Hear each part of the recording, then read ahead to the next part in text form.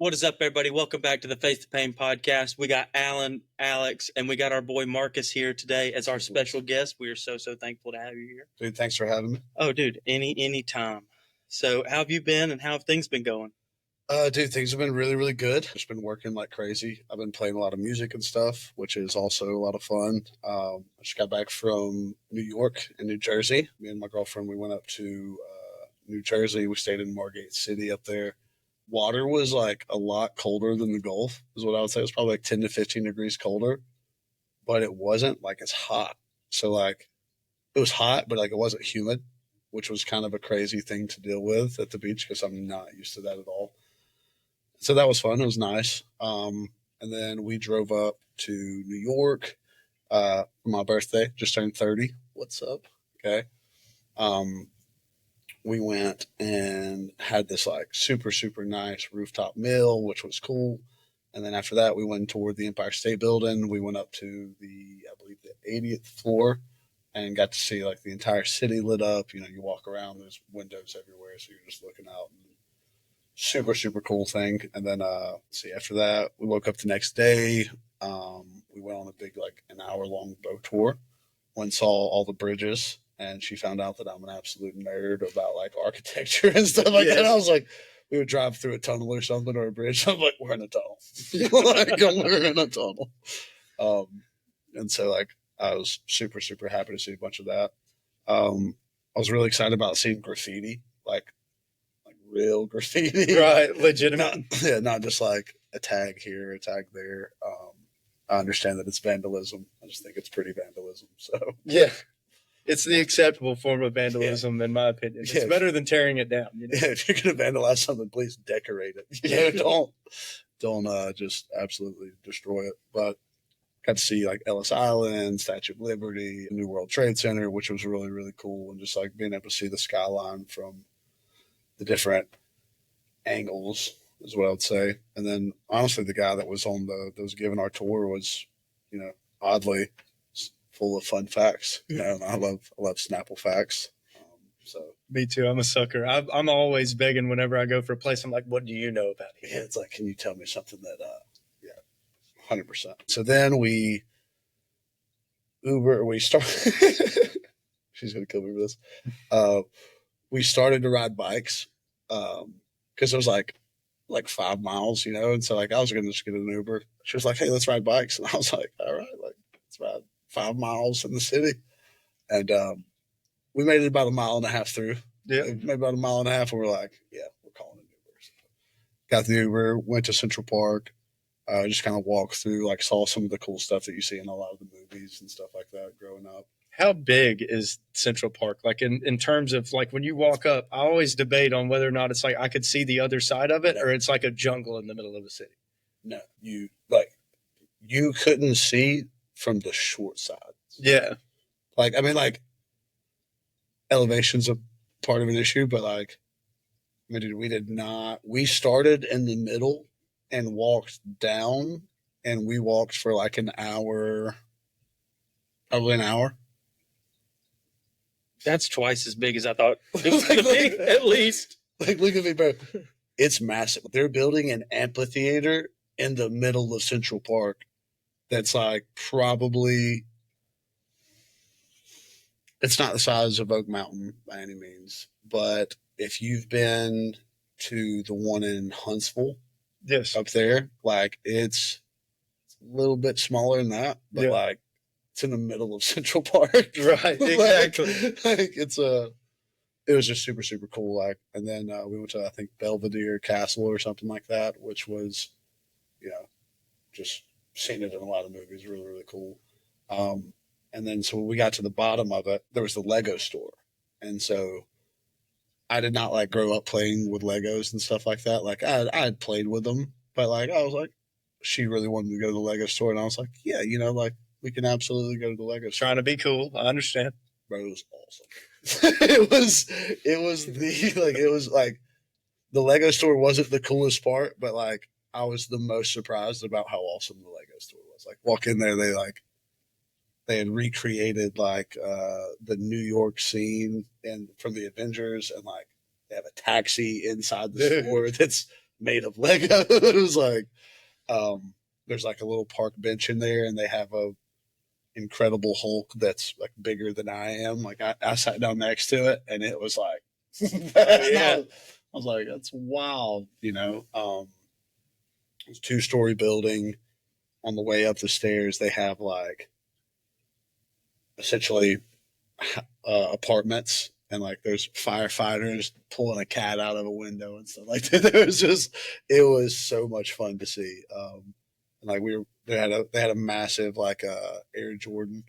Yeah, it was probably like, I mean, it was definitely the width of your desk, like front to back. About 3 feet long shoe. Yeah, I mean 5 feet high. Right. Dude, it was super, super cool. And then we walked out there, and then there's I forget what church it is, but it's just one of the most beautiful churches that I've ever seen as far as architecture goes. Like very, very sharp angles and super, super fun, man. That's awesome, man. Got a slice up there. Yeah, real pizza. Yeah, listen, Alabama. Sorry to tell you guys we're from Alabama. I don't know if we have to cut that, but like, I'm cultured about pizza at least, okay? Yeah, listen, I thought I was, brother, and I'm letting you know it's better than Mater's. And I hate to say that because Mater's is some of my favorite pizza. Not trying to plug them, but that's some good pizza, and that's my favorite thing about New York style pizza is they just 98% of the time, a slice is cheese pizza. There's no pepperoni. They don't add, do you want an extravaganza pizza? No, I want a slice. Then you get a piece of pizza. Cheese, usually gargantuous, usually delicious. Yeah, I mean, the slices were about that big. Like you had to fold them 100%. I got pepperoni. Or no, she got pepperoni. And I wound up eating about half of her pepperoni. And then she got like a barbecue chicken pizza. Yeah. Which, not a big barbecue chicken pizza fan, but like, it wasn't bad. Sorry. It's so good. It's good. Listen, it was better than the ones that I've had that were poorly done. I'll say this. I probably just haven't had the right barbecue pizza. No. That's fair. It's because barbecue alone is good. So then when you add it to a pizza is never lower than a 7 out of 10. It can be cold out of the fridge and it's still a 7 out of 10. Gets the job done. You know what I mean? Mm-hmm. Barbecue, kind of the opposite. Either it's really delicious or it's really bad. It's either really dry or it's really delicious. Yeah. And so for me, kind of the same thing. I like pizza to be pizza and I like barbecue to be barbecue. Yeah. My favorite pizza is the buffalo chicken pizzas, though. That is elite. So listen, so I got a buffalo chicken pizza, and it was gas. Like, oh man, it was real good. And then I did get a supreme. I am a supreme pizza person. I love. No man, I love it all. Mushrooms and olives have to leave the pizza, dude. Mushrooms can stay just because they don't taste like anything. Olives taste horrible. Controversial topic right here, but like, I feel that way about pineapple on pizza. I understand. I don't really care for it on my pizza, but if somebody does, it's okay. I'll say this. A lot of the times that I've had, it's like sorry, Domino's and Papa John's. Like, I can't take the pineapple out of the can and put it on a pizza. But like, I will say this. I was at the tournament on Saturday and I got a little fruit cup, and Miss Maya from Right Way Nutrition had absolutely put some fresh pineapple in there. And I was like, man, like, I've been into it. And I was like, that's actually good pineapple. Time out. That's fantastic. And I actually ate all the pineapple first. So, well, you grew up like us. The problem with fruits and vegetables, if you're from the South, is 98% of us ate it out of the can first. And so it's like canned asparagus, worst shit ever. You know what I mean? Like, literally, there's nothing worse than canned asparagus, you know? But like fresh asparagus, when you grill it and you season it well, really good. You know what I mean? Yeah. Go ahead. I will still take canned spinach all day, every day, the way we make it, though. That's fair. There is no better way. Well, it's because fresh spinach is basically kale, dude. It sucks. You know what I mean? It's like they use spinach as like your lettuce now for salads. And I'm like, I guess that's a good way. But canned spinach with mayonnaise, salt, and pepper, dude, it's pretty redneck, but it's pretty delicious. It's really good. Let's call it Popeye. We call that the old Popeye treatment. That's right. He's on the side of the can for a reason, dude. But that's good. So I'm glad to hear you had a good trip and everything. What else been going on with you, man? Oh, dude. Been playing a lot of music. Yeah, we got back. So I got back from New Jersey on Friday at 11 p.m. Woke up, competed in the tournament on Saturday. Had to be there at like 9. Weigh-ins were at 9. And That's the Alabama State Grappling Federation. Is that what the name of yeah, it? yeah. It was over at Matt's gym over at 10th Planet. Okay.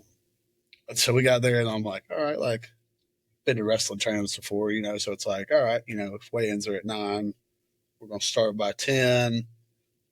First match is probably around 11:30 or something like that. And then so I checked out the little smooth comp thing, and it was like, your first match estimation is at 4:15 p.m. And I was like, oh, no. That's not good, because that night we had to play, me and my buddy Steven had to play some music at Heat in Tuscaloosa, Heat Pizza Bar in Tuscaloosa. We were supposed to be down there at like 5. So I was like, we're going to be pushing it. And I wound up grappling around like 2 or whatever. So it worked out. Then we went, played down there, got back at like 1 a.m. And then the next day we played. I had to like run practice, and then got done with practice, and we had to play at Sidebar. We played for like 3 hours. It was the most interesting setup. So I'm terrible with and we talked about music, but I'm terrible with like setting stuff up. Like, I understand the general concept of it. Like, I understand, hey, like sound input, like that's where it's supposed to go. But as far as like adjusting low, mid, like I've got a guy named Carson who solves that problem for me. And we had to set ourselves up on Saturday because Carson was out of town. It's his birthday. And then on Sunday, we were supposed to get set up, but they're doing like construction in the dance room where they have all their sound equipment. So, dude, it was a crazy setup. So listen, we're sitting right here. Steven's on my right. We're both sitting on like 2 platforms stacked on top of each other. There's like this fence in front of us. They bring out like these portable speakers. So like I have a portable speaker right here, and my microphone is coming through this speaker right here. Okay. I have like my foot on my amplifier that my guitar is coming out of. He's got his guitar plugged into the other speaker right there, and then like hung in the corner. We didn't have an extra mic. And so he's using like a Bluetooth mic that the volume doesn't go up all the way. And so like his 4 different inputs, 4 different sound sources. But we made it work. Man. That place it's always fun playing there just because they're just super good people. How are you liking playing out so far? I know that you're a little apprehensive at first, but it seems like it's going well. Fun. Oh, dude, I'm way more comfortable with it now. I'll say that. I still get like super nervous. Like I got super nervous this past weekend because like, crap, I don't have someone else doing my sound. Yeah. So like I felt like it was all me. And then Sunday I was super anxious because I was like 1, 2, 3, 4. I was like trying to be a good sport about it and just like, yeah, like it's gonna be fine. And like it went perfectly fine. I just like I could hear my guitar, but I couldn't hear my voice. And like I could hear his guitar when he was playing, and I could hear him, but I couldn't hear him through the speaker. And so I was just anxious about it the entire time because I was like, oh, I think it sounds bad. But we talked to some people. They were like, yeah, I mean, it was better. I was like, yeah, I probably am just beating myself up about it. Yeah, well, like we talked about, man, when people are there at a bar, they're looking for the ambiance. They're looking to enjoy themselves. They want it to be fun. They're not necessarily looking for perfection. You know what I mean? And so like you're talking about, is it ideal to have 4 different inputs? Not necessarily. Is it ideal to have your voice like coming from a place that you sounds like your voice, but maybe it's far away? You know what I mean? Like, no, it's not ideal. But at the same time, man, making it happen is really what it's all about. And once you do it, man, people enjoy it. People enjoy the effort. You know what I mean? No, it's dude, it was a good time, man. We probably played for 2.5 hours or something like that, and so we'll be back. the other day I was talking to Justin, the guy who owns it, and he's like, "Yeah, someone asked me how do I get in on Sundays," and I just told him that we have a house band, and I was like, well, "We don't have a band name, so we'll just be house band, I guess." That's right. But no, it was fun, man. That's it, dude. The house band. That's a good name for a band. That should be the name. There's only two of you, which makes it It's the house duo. But yeah, it's like, and we both just have an acoustic guitar and a microphone, so there's not really a variety of instruments or anything like that. But yeah, for a while there, we thought we were going to be the Cucumbas. yeah, dude. From Hardball, dude. What a great movie. Keanu Reeves. Oh man, I got a G Baby jersey from the TikTok shop the other day, and it came in, and I wore it. I was like, it's fantastic. I love it. Jerseys are easier to play in, dude, because they're built for like outdoor and like sweating through them a little bit. Mm-hmm. And so, like, homie had been playing in a Yankees jersey, and I was like, why do you do that? It was like, and he was like, bro, it's hot, and you don't get hot when you're wearing a jersey. I was like, all right, I'll give it a shot. It was perfect. It was breezy, all the things. But yeah. So something else that I wanted to get into was Matt's tournament that just happened recently. Yeah. I watched probably 6 hours at least of it. I was glued to it. My favorite guy obviously you were my favorite grappler on the card. He already told the truth. Yeah, that's all right. It doesn't just you can cut me deep, Shrek. You'll know what I'm saying though. There's a guy on the card. His nickname is TurboTax. Oh, yeah. He's incredible to watch. Right. He is so interesting. Dave. So like his name's Dave.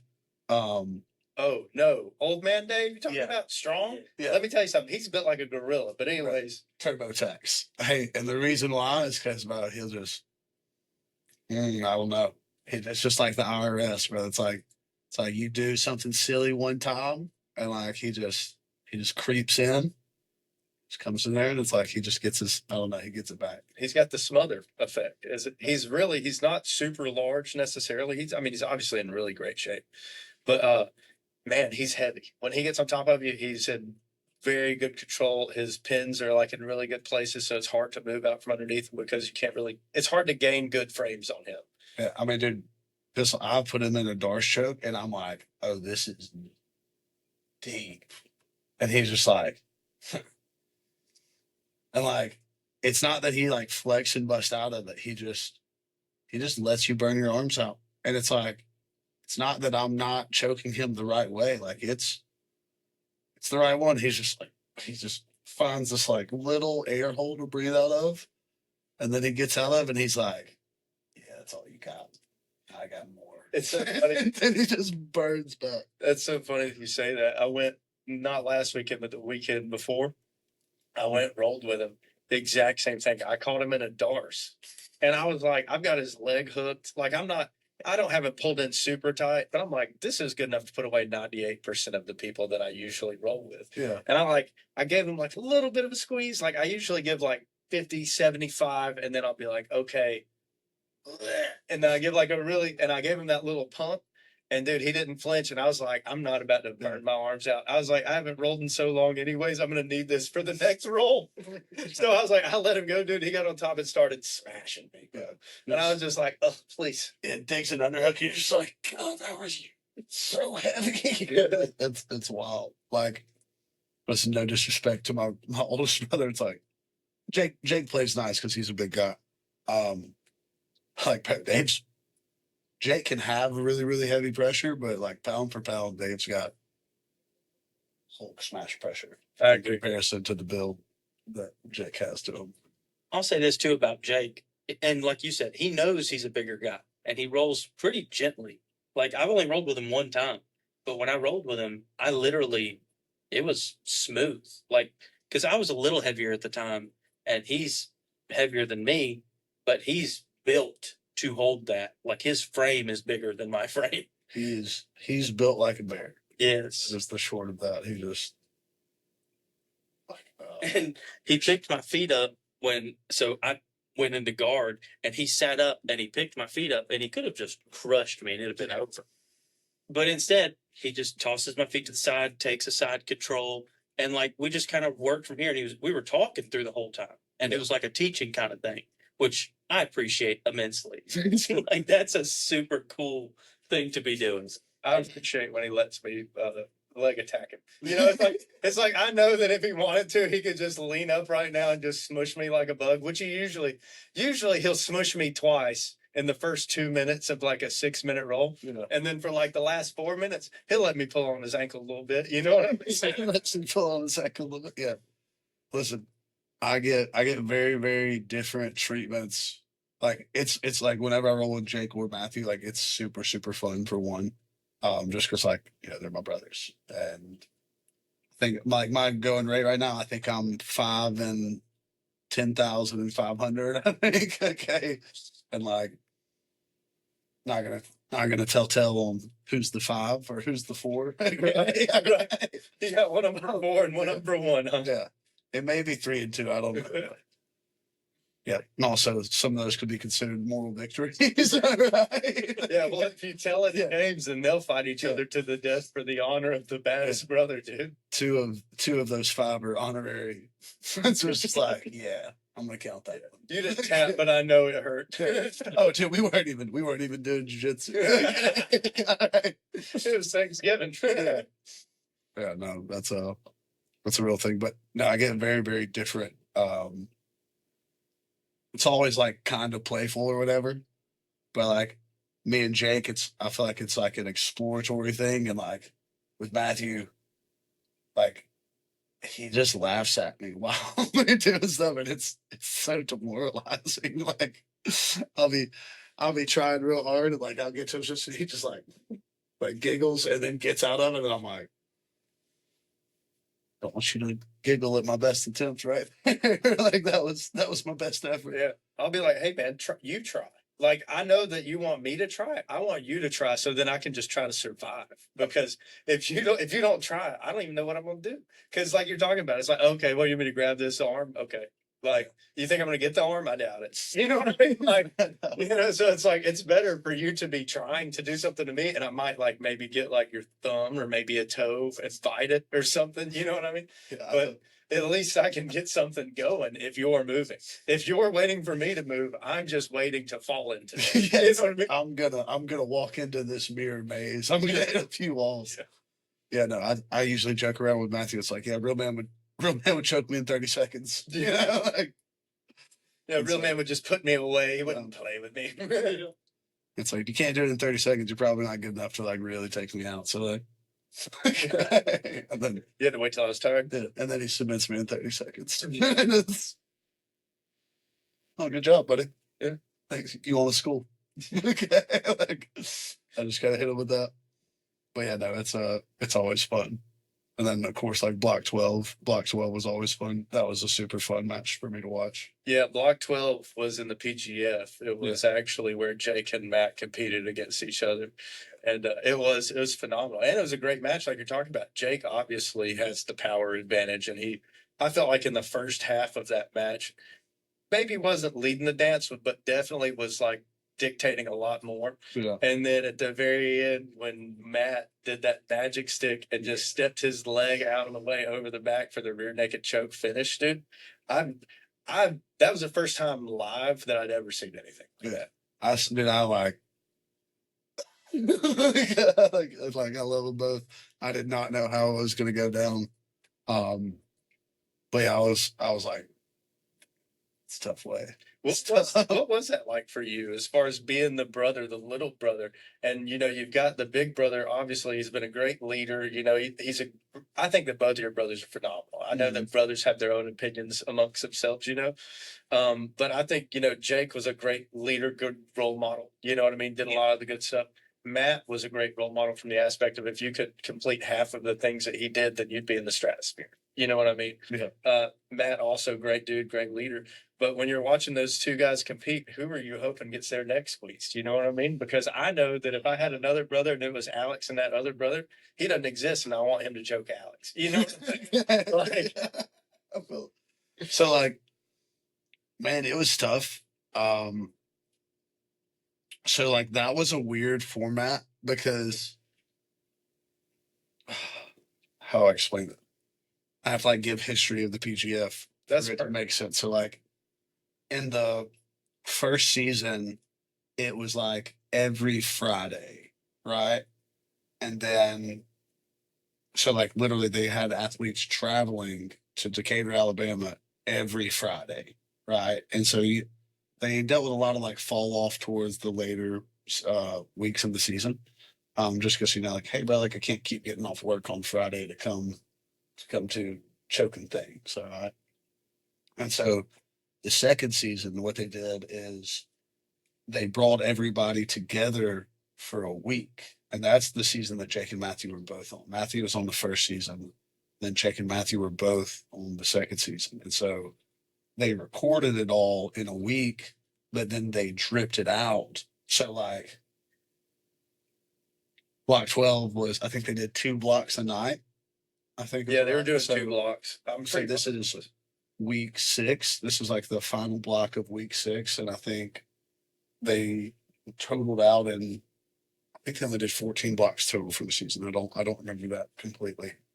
So like I knew that they grappled each other, and like I saw like this is at the time where like TV didn't have he had his own gym, but it was like we were all under the roof of Ironclad. So like we saw each other a lot, and like they were like running their mouths to each other a little bit, but they never told me.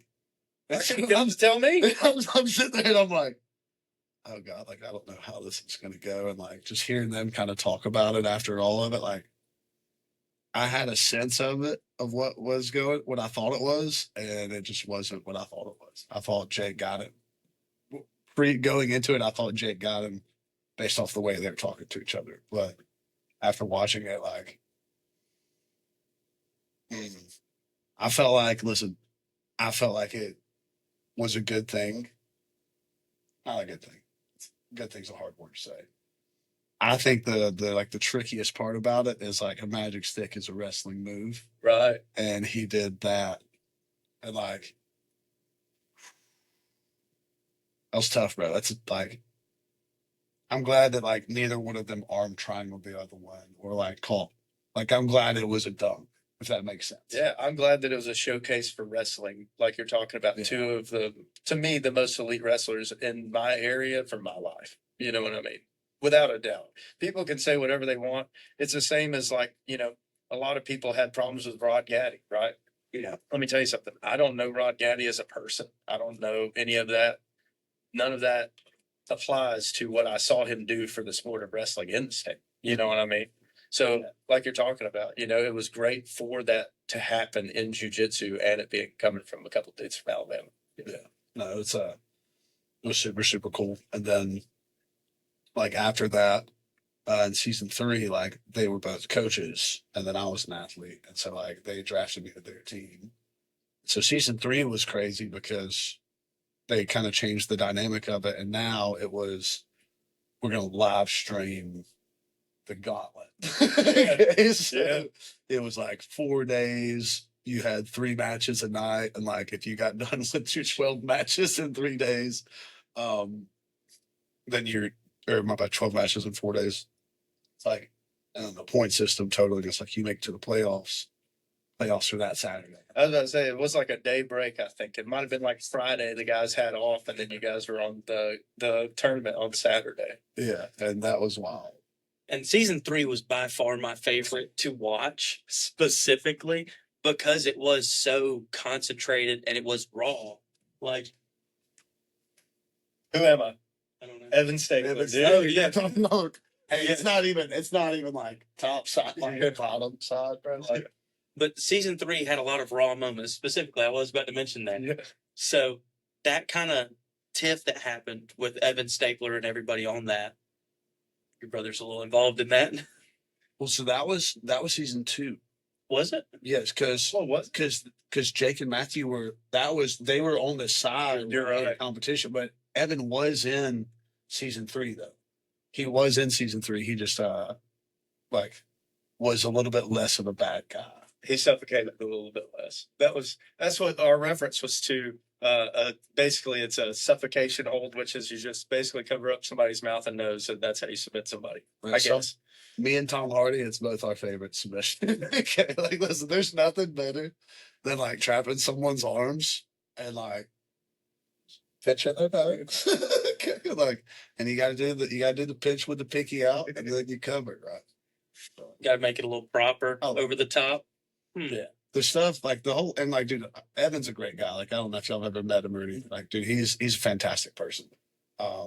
And he did like grow a lot in that season, whatever. The stuff that a lot of people were upset about wasn't even the fact that he was smothering, but like there were a bunch of times where he was like running his eyebrow, his chin into people's faces, and like there's a bunch of little stuff like that was happening that kind of rubbed people the wrong way. But I mean, also we kind of agreed to fight each other. So like, if it wasn't a week-long thing where people were competing in the same building against each other, it would be, to me, I thought even in that moment, like way less egregious. It's like one of those things where since you're competing against so many people at one time over and over and over, and you watch somebody suffocate 5 people, you know what I mean?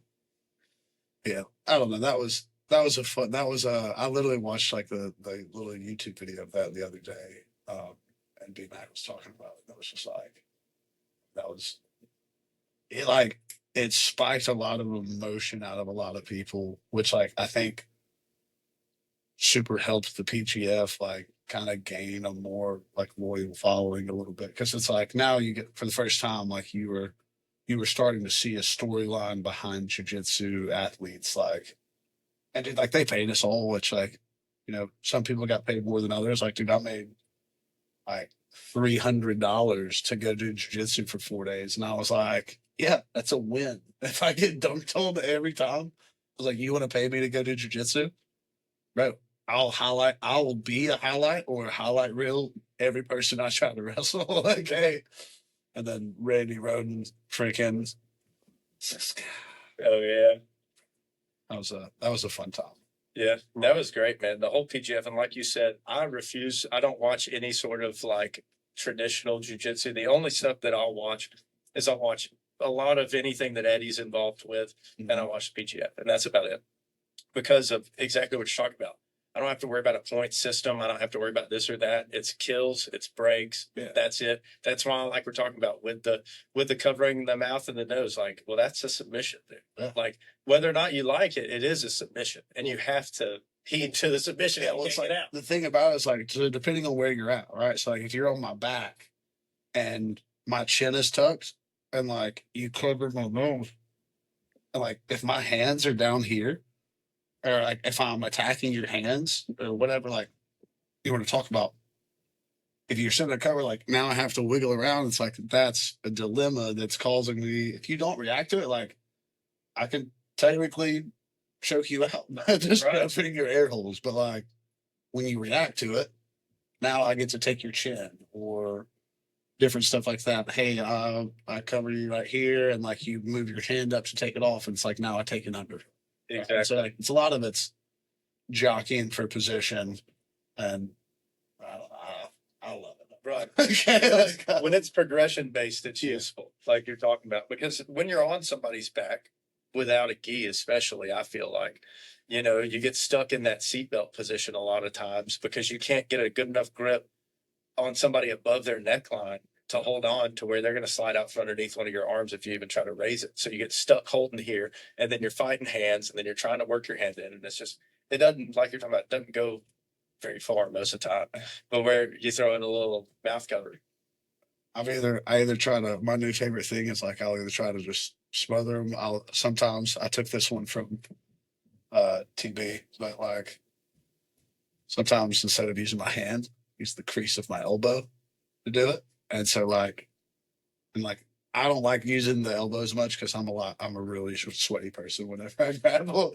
And so like, I'm like waterboarding people, and I feel like they feel like I'm mad at them, and like, but like they start panicking, and then they take their chin up to try to breathe, and then it's like, yeah, okay, but like either doing that, or I like to put people's hands like behind their back, in between my belly. I'm like, it's tough. Yeah, squeeze them. Yeah. Listen, I just like doing the things that my brother does to me. he does something to me, it's like that made me feel a type of way. And then I start figuring out how to do that. Right. And it's like, oh, that's actually kind of fun to do to other people. Let's see why you did it to me. Yeah. That's awesome, man. So what do you think about the PGF now as far as how big it's gotten? I mean, I know that for me, it's like unbelievable. Yeah. Bro, I'm super proud of like B-Mac and Keelan and like, dude, now Gracie and Sultan are in it. Like, I don't think that I'll ever be good enough to do it again. Like, right. Which is sad in some ways because that's what was exciting about the PGF was the fact that it was white and blue belts also going with black, brown belts, and the ability to have somebody either get dunked on or maybe hey, it might be an upset. Yeah, I mean, I watched Kevin Beering, who is a super super good guy. All the things. He was my third jiu-jitsu match ever. Like, we're both white belts. I'm going over to Atlanta. I'm like, oh, they gave me a white belt the first round. Like, problem. Or this, that, and the other. Or no, I think I grappled a blue belt first. And then after that, I was like, I didn't just beat a blue belt. About to get a white belt. Like, let's go. And then he ripped my heel off. And I was like, he's not supposed to know how to do that. Why are they letting him heel hook in class? Yeah. And then we went to the tournament and and then he did it to like a purple belt. And I was like, oh, bro, Kevin's good. And I think we both got our blue belts like before the PGF started, but we were white belts when we both did the qualifier. And then, bro, then he did it to a black belt. And then pretty sure he heel hooked J-Rob, was it? I can't remember, dude. I feel like he did. He was in the top. I know he made it to the playoffs. Yeah. And then, dude, I've seen him compete it's just fantastic to watch like him progress the way you can literally watch that dude's entire jiu-jitsu career on like the PGF and Summit Grappling. And then he's doing a lot of, I think he's brown or what, dude? I don't think he's black. I think he might be a brown belt. I think that I might have seen him as a brown belt. That's a fast progression. But dude, he's been going at it, and I mean, dude, he's been dunking on people. Like I watched him win an egregious amount of money to grapple for. I think it was like his fastest match was 7 seconds in the Summit thing, so he got like the fastest submission bonus, and then he won the absolute tournament. It's just fun to watch. So like, I love the PGF. I'll always watch it. July 23rd. It's gonna be dope. Oh yeah, dude. It's gonna be super dope. But like now it's $100,000 prize. They just sold their first team. Like it's starting to like really turn into this league thing, which was always kind of like, I guess, their goal for it. But to see the difference that it's made in some of those dudes' lives and stuff like that, bro, it's just super, super, super, super. For me, man, meeting, like, because this is the thing. Brandon has no reason to be nice to me. And what I mean by that is, like, I don't pay him money. I don't train at his gym. Like, we met literally during COVID, driving up there for the first PGF. You know what I mean? Got to meet everybody, met Keelan, met all the guys. And COVID. Yeah, I mean, yeah, technically it was right after COVID, once the lockdowns had ended. Yeah. Anyways, so we were up there way after COVID, probably 7 years after COVID. I don't know, but 17 billion years after. But man, talk about hospitable people. Just, hey man, what do you throw it in here? You need to change in here. Hey, you want a drink? Here's a drink. We got all this. We got all that. Sit wherever you'd like.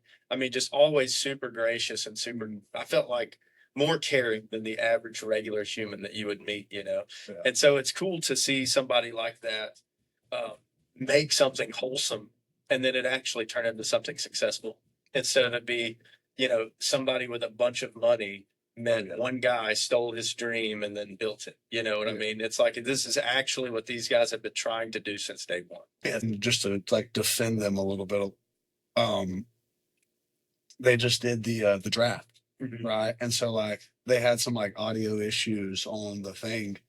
And a lot of the dudes in the whole comment section over there on YouTube were just like, fire the staff, like do this, that. And then like what those guys don't understand is like everyone, and like, no, I'm not saying that like they don't get compensated, but like they're all volunteering their time And like, if they are getting compensated, it's not like what people that are getting paid to put on that type of production usually get paid. And that's no shot at like Right. at any single person. Like, that's just like a, hey, like, they're trying to give you the best product with not the best budget. Right. The budget for it's not. And it is an extremely good product still. Yeah. Like, I mean, from start to finish, like, yeah, there might be some audio issues. Like, when Matt did his thing, there was one time, I only saw it twice, but there was one time for about 15 seconds where the mic cut out. Mhm. Whatever. Like, people are rolling jiu-jitsu, and it wasn't important that you heard anything. But, like, that's literally a 15-second span. Yeah, that's something. It's like, oh, you're mad that like the microphones weren't quite synchronized with this interview after the draft, and it's like, you just got to watch a jiu-jitsu draft, brother. Like, you just got to watch Andy Varela sit there and outbid. It's not Canuto. Canelo. Yeah, Canuto. Yeah, like that's what it's like. For So free. what if you can't? Yeah, for free, might I add, Yeah. like on YouTube. My biggest thing with that is it's for jujitsu people by jujitsu people.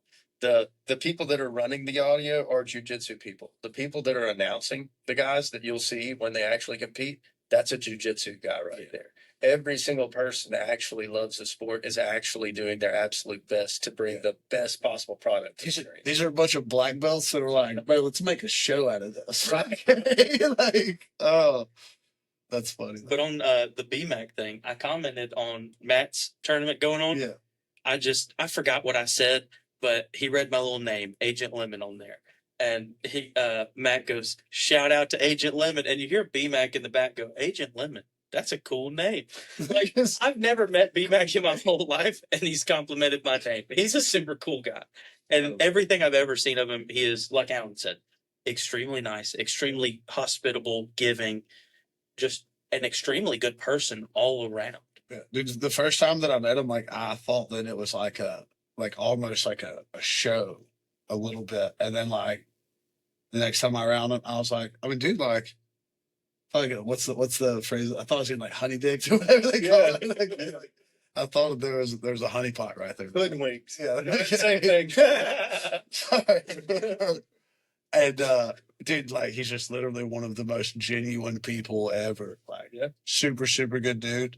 Like, loves music and stuff like that. Like, I don't know if I'm supposed to bring this up. Like, just randomly did an album, like, put it out under a surname because, like, it's like, man, I just want to see if it's music. Yeah, I would see if it's like, just send it out. Like, super, super, super great guy. But yeah, dude, he was at I guess I kind of segued into the PGF from that tournament. BMAC was at that other tournament, and dude, like you're saying, 6.5 hours of grappling for the free 99 on YouTube. But dude, it was awesome. He helped set it up. He hosted it. BMAC hosted it on his channel. Yeah. You know what I mean? This is a guy who has his own organization, who's sitting there and he's helping other people build. Yeah. There's 0 people in jiu-jitsu that do that. That's the number one thing that I hate about the sport is, like, everybody jokes about like fraternities and shit. And I'm like, no, jiu-jitsu people are the ones that keep all the secrets to themselves. They'll be like, I've got a gym with 5,000 members and I'm not going to show you how to do this under any circumstance unless you buy into our franchise. And then if you buy our franchise, yada, yada. Yeah. Jake calls that the T chart of knowledge. So like, if you're at the bottom of the chart, like, everyone is willing to like help the person below them, but it's like, if you pass that person, it's like, now you don't really, so like, as you go up, like, the knowledge doesn't really go side to side. It only trickles like Downward. linear. Downward. So it's like, So everyone has their own kind of funnel in a way. Yeah. And back on the PGF thing and the sharing and all of that, I feel like they've even partnered with good people. You know what I mean? Like, so funny that Zoltan is actually the guitarist of Five Finger Death Punch. Dude, I mean, high school, that's your football locker room music. You know what I mean? That's the wrestling warm-up stuff. I mean, White Knuckles is one of my favorite songs of all time. And I'm just like, dude, no way that this guy is also part of jiu-jitsu and then also partners up with one of the coolest people that I've ever met in jiu-jitsu. And dude, like Keelan, Keelan's making like a video for them because they took them to Europe on their Europe tour in between oh dude, B-Mac was telling me some crazy stuff about that stuff, man. But it's their blessing to be involved in the jiu-jitsu community. Super glad that they got plugged in with B-Mac, and they were just casually like, yeah, listen, this is pretty cool in Decatur. Thought about doing this in Vegas? It's like, what? Skyrocket. Exactly. Yeah. But yeah, man, it's awesome. Yeah, we love the PG. If you don't do jiu-jitsu, go do jiu-jitsu. You're going to suck at it at first, but I still suck at it. I've been doing it for like a while. But I think that's the point of it, man, is like when I go and train, because for me, especially with the kids and stuff, it's been so hard to go and train lately that when I do get out there, it's like I'm really here not to win. I'm really here to just like go. And it's okay if you beat me. I'm not trying to beat you. Like, I want to work some. I would like to get some advantageous position. I would like to, make sure that I actually still have some technique left. Yeah. But at the same time, a lot of it's the camaraderie. A lot of it is the just getting in there and struggling and having, like you're talking about, there's a lot of trust too when you get real good jiu-jitsu partners where you can really attack a leg or you can really attack any sort of submission for that matter, especially like shoulders. But you develop that relationship with that partner. And then it's like, okay, if I have this guy, I can go and experiment. I can get caught. It's okay because he's not going to blow my knee out. He's not going to hurt me. Yeah, he's going to stop right before like it gets to that point. He'll release his knees. Right. Right. He's going to be like, you could have died, but you didn't. You know what I mean? I saved your life right there. Yeah. And there's always going to be things that you think, coming from other sports, like we all wrestled. Mm-hmm. There's things like someone's sinking like an arm triangle on you or whatever, and they're just squeezing. And this happened to me specifically. He's laying next to me, and I'm on my back, and he is on his stomach. I stepped over his leg and basically tried to pull myself up towards his back. Well, yeah, that sounds great in theory. And I started kind of getting what I thought was loose, and he sunk an absolute nasty darce on me, and I went, oh, and I got drugged back to the ground. I was like, oh, that was over. And then I was trying, but oh well.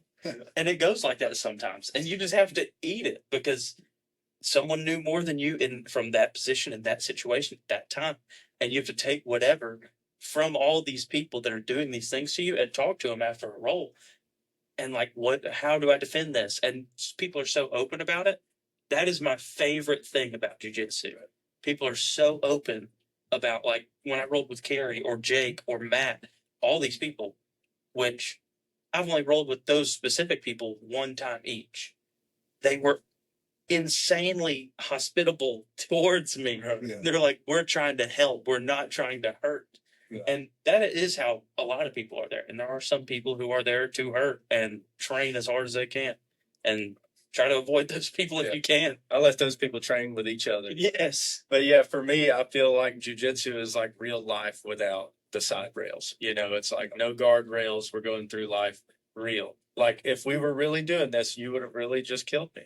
And I'm really thankful that you didn't. Yeah. But I have to deal with that reality. Yeah. Like I have to be honest and say, you could have. And so it's one of those things where once you get into it, that I got addicted to that.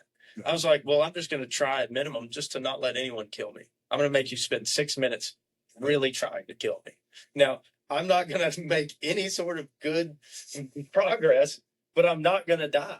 And like at minimum, that's 10 times better than the general public. I'm here to practice not getting murdered right. with bare hands. Right. Yep. No, for sure. That's 100% the thing. Like I joke around at like wrestling practice and stuff like that. Like, kid, like, he just keeps clubbing me in the back of the head. It's like, yeah, dude. Like, I don't know. You're gonna beat him up? Like, I don't know. Yeah. I would just wrestle him. I would Yeah. just go try to wrestle him again. Yeah. But like in jiu-jitsu, it's like, see someone get mad after they get tapped out and stuff like that. It's like, I don't want to fight about it. Right. Like, What are you going to do? Beat him up? I doubt it. You know what I mean? Like, my God, I saw a clip. Especially when you roll the MMA guys, and it's like, oh, what are you gonna do? Beat the MMA guy? Hell no, you're not, dude. Bro, I saw.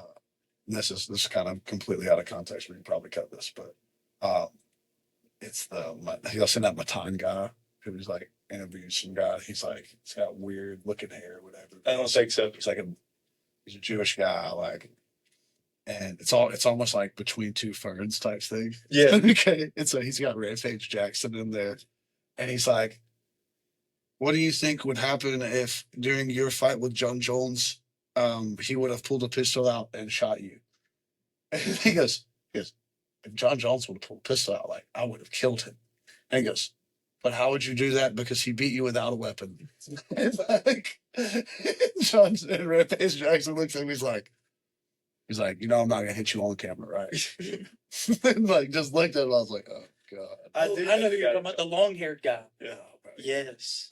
Oh my gosh. Sorry to just completely throw No, not at all. all of that, but No, perfect, man. that's what I think about. Like, it's like, I mean, yeah, he beat you. Like, you can't really be mad at him. What are you gonna do?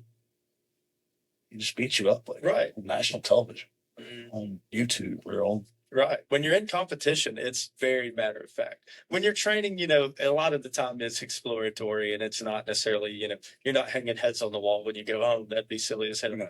But, at the same time, when you're in competition, it is like that, and you can go watch yourself get beat 1,000 times over. You know what I mean? And that's brutal. Yeah. But no, for sure. I went back and watched our matches, or my 2 matches from Saturday, and bro, me and Ethan had a really, really it was fun. Let me say this. That was a lot of fun. It was scrappy. We did some wrestling. We did some bleeding. is that the taller, dark-haired, younger guy? He's kind of muscular though. Oh, that's like kind of. He's pretty muscular. Yeah, he's built like a Ninja Turtle almost. Like, he's got a massive back on him. Yeah, he's strong dude. Yeah, we were going around, and like, I thought that I was going to get him in that triangle, and he got out of it, is what I'm going to say, extremely well. And then we got in that little situation with our leg, and I was like attacking his hand, and I was like, yeah, keep attacking his hands, and then like something, like almost like I panicked, and I didn't know where I was, and I was like, no, I've got to attack again, because like the rule set's kind of like, hey, like if there is a decision, and I was like, I don't think he's actually going to get my leg. I was like, but I'm gonna try to get his, and I like went to go tell Holden. When I did that, my heel popped up, and he grabbed it, and I was like, well done, sir. Give a round of applause. Good job. Hey, look, you cannot tap. That's an option. No, I wouldn't suggest it. I got too much things going on in my life. I have to tap. Man, I choose walking around over pride any day of the week. So like, yeah, like that's the pride that I have is like, oh, man, I really wish he would have choked me, but Yep. The thing about it is we're not playing jiu-jitsu. We're doing jiu-jitsu. So if you have an issue with it, you should probably just figure out that part of it too. So you come back in a month and we'll do it again. Yeah. It's fair. I'll take tapping over any of it. It could be your elbow, it could be your shoulder. Most time chokes I let go a little longer than, legs, extremely scary because it just goes a certain extent and it harsh pop over. If it's my leg or my arm, I'll give you a firm tap. And like, if I can, a verbal tap. If you're choking me, like I'm waiting until the lights are almost out, and you get a real soft tap because I'm almost not there anymore. I'm like, they're like, is he tap? And I'm like, yes. Hey man, thanks for letting go. He's like, oh bro, I didn't feel you tap. Let's like, I waited. Yeah, if it's my shoulder or my ankles, I'm tapping. I might just yell, "I yield." Who knows? You know what I mean? I submit. I submit to your authority in this position. Yes. But on that note, you guys want to talk a little bit about UFC 318? we can do that. Getting into UFC 318. At the top of the bill, the retirement fight. Dustin the Diamond Poirier's last octagon appearance versus the current reigning, defending BMF champion of the world, Max Blessed Holloway. I'm going to cry when I see this fight, and it's going to make me extremely sad because I love both of these men. They're both in my top 5 fighters in the UFC, period. And listening to James Brown paid the cost to be the boss, and Max Holloway come out to his Hawaiian fighter song. I think it's something like that. It's called something like that, very close to it. But man, Max being my favorite fighter, Dustin being one of my favorite fighters who I've seen come all the way up through the sport, both of them.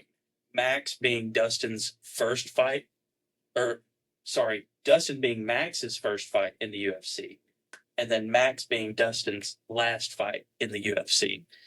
Couldn't write it any better, but I hate it.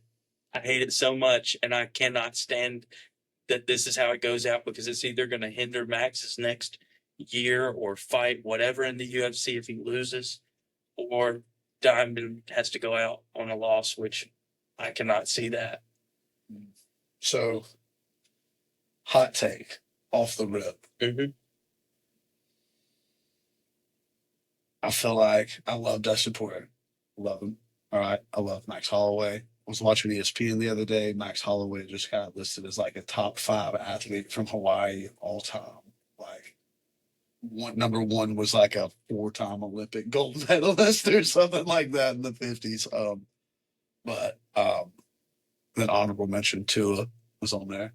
Roll Tide had to get it in once. Okay, had to get it in. Sorry. I'm sorry I rolled my eyes. It's okay. It's okay. Listen,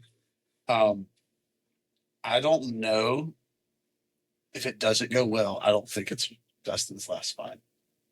And like I hate to give it like the WWE like marketing thing, like, hey, like you should watch this because it's going to be the last time ever. But I think those two dudes love fighting too much. Now I know that they're all not like too much. Like they love the sport so much that, bro, it's hard to let go. They're like, I still coach wrestling. Like I love the sport of wrestling.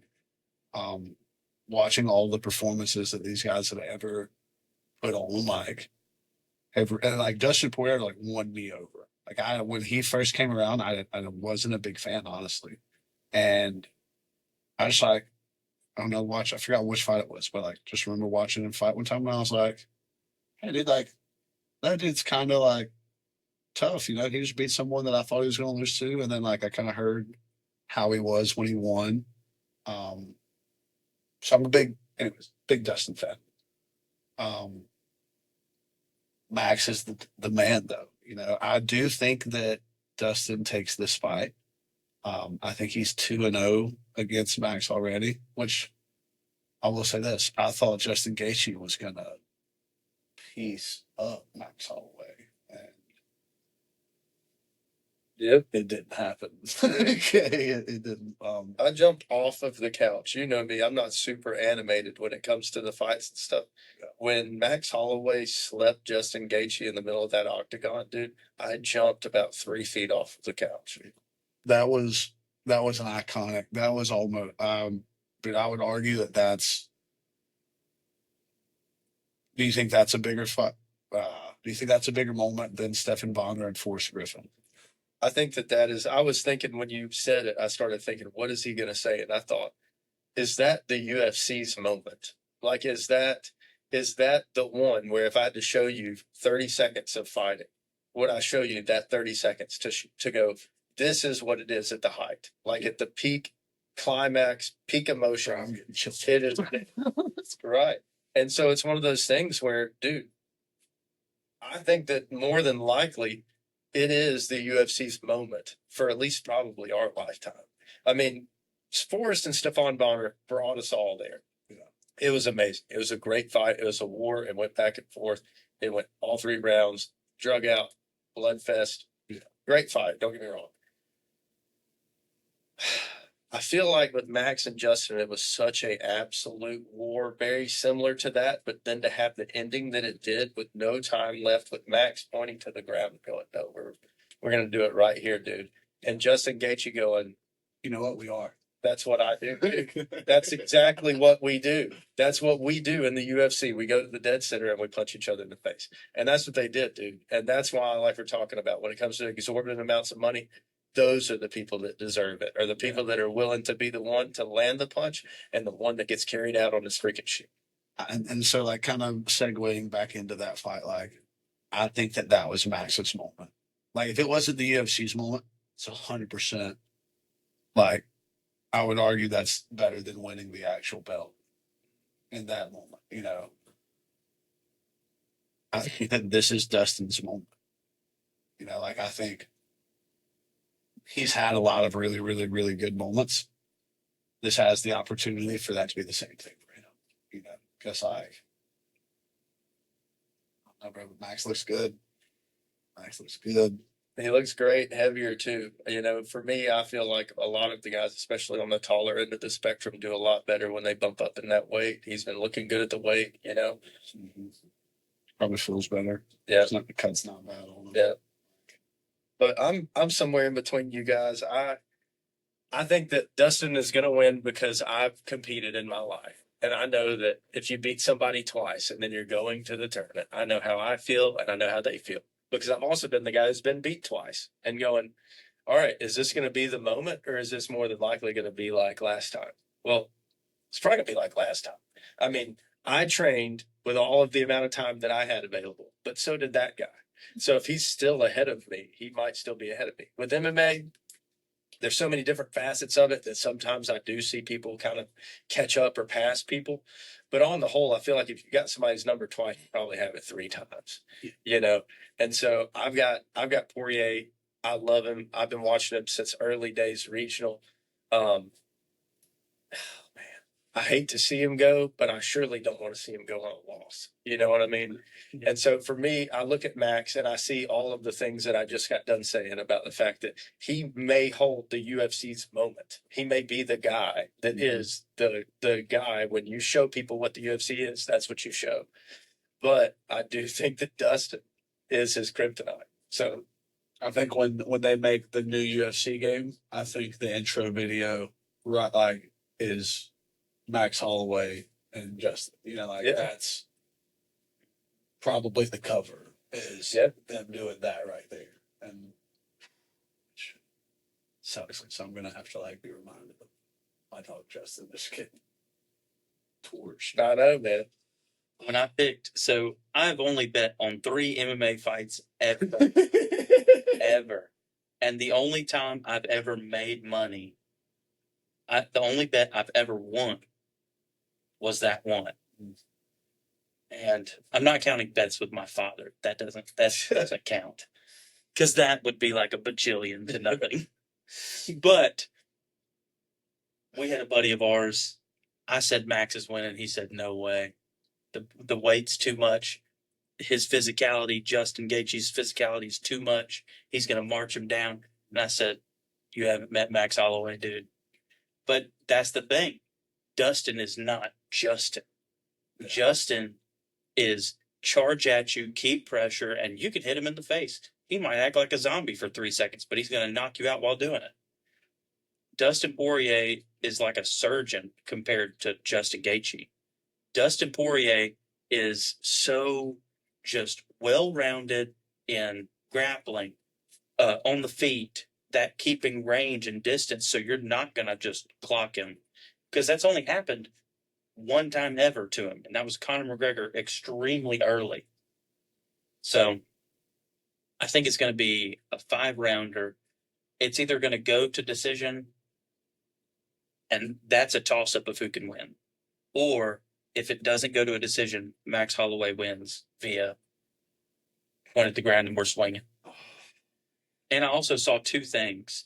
So Dustin has told 6 different reporters this already. Max looks huge at this weight. Okay, that's awesome. I hope he's big. I hope he is bigger and stronger. I need him for this. But he also said that if Max points at the octagon in the middle, he's going to double leg him. Yeah. I think if he does that, that is the lamest move in the history of the sport. He's kidding, dude. I hope so. Look, I hope so. I will say this. I will be super upset if they go to the point again for back-to-back BMF titles and he takes a shot. I want him to point, and I want Poirier to jump a guillotine, a flying, standing guillotine. That would be crazy. Maybe just go with whatever, the 10-finger choke where you just hold it directly underneath the chin and just try to do it. I think that that's what you do. Instead of, look, I'm not, if Max Holloway looked at me and said, I go, Same. I appreciate it, but I think that I'm just going to pass on that one. You know what I mean? It definitely depends on how much they're paying me, for sure. All right, guys. Anything else on Holloway and Poirier? Not that I could think of. I'm super glad that Max got his shorts. Yes. Super glad They both have sick shorts. I like that. I like the UFC doing that. I appreciate it because I came from the time when you could wear whatever. And then they had the Reebok days, which were horrible. I mean, look, they were better than nothing, and it was good to get standardization. It felt more like a real sport, whatever. But this is way better to me. Yeah. We have Paulo Costa versus Roman Kopylov. He is a insanely scary fighter, and I don't love this fight for Paulo Costa. So I didn't know who he was a whole lot. Like, I recognized the name. I couldn't really place with fights. And then absolutely was fear-struck by some of his fighting. He fights like a wild dog, and he is running at you. And I don't mean that figuratively. He literally will run at you. If you start backing up, he will start a jog at you, which is insane to start closing distance with a jog. That is way too fast, way too dangerous. That's the only way I could see Paulo Costa winning this fight. I don't see it with jiu-jitsu. It's going to be some crazy catch where he's sprinting at him. That's the only way. Roman is terrifying. Yeah, I mean, so I think Paulo Costa's good. I just think that he's a puzzle that's been solved already. And so, like, you can't keep presenting the same puzzle. If somebody solves the puzzle, guess what? You have to create a new puzzle. Like, for people who like don't grapple, if you watch this, there's a movie called Inception. All right. And in my favorite line from that entire movie, just absolute fantastic movie. But my favorite line from the movie is, "We should take 60 seconds to draw a maze that takes me 2 minutes to solve." Right. And like that, in the essence for me, is grappling and fighting. I am trying to create a maze. I'm trying to create a puzzle. It's harder for you to solve while I get to, and like in the better a maze I create, the more time I get to solve your puzzle. Right. And that's like, I've seen Kopylov fight a few times. And bro, I think that he just, unless somehow like he gets a little bit wild and like in that process his chin turns and gets put on a tee and Paulo Costa throws a straight punch and catches him, like, I just don't think it's going down like that. I think Kopylov takes that in two. I totally see what you guys are seeing. I think that he's really good. Don't get me wrong. I'm in no way thinking that Roman is not super talented. I'm taking Costa from the sheer Wonder Boy effect, right?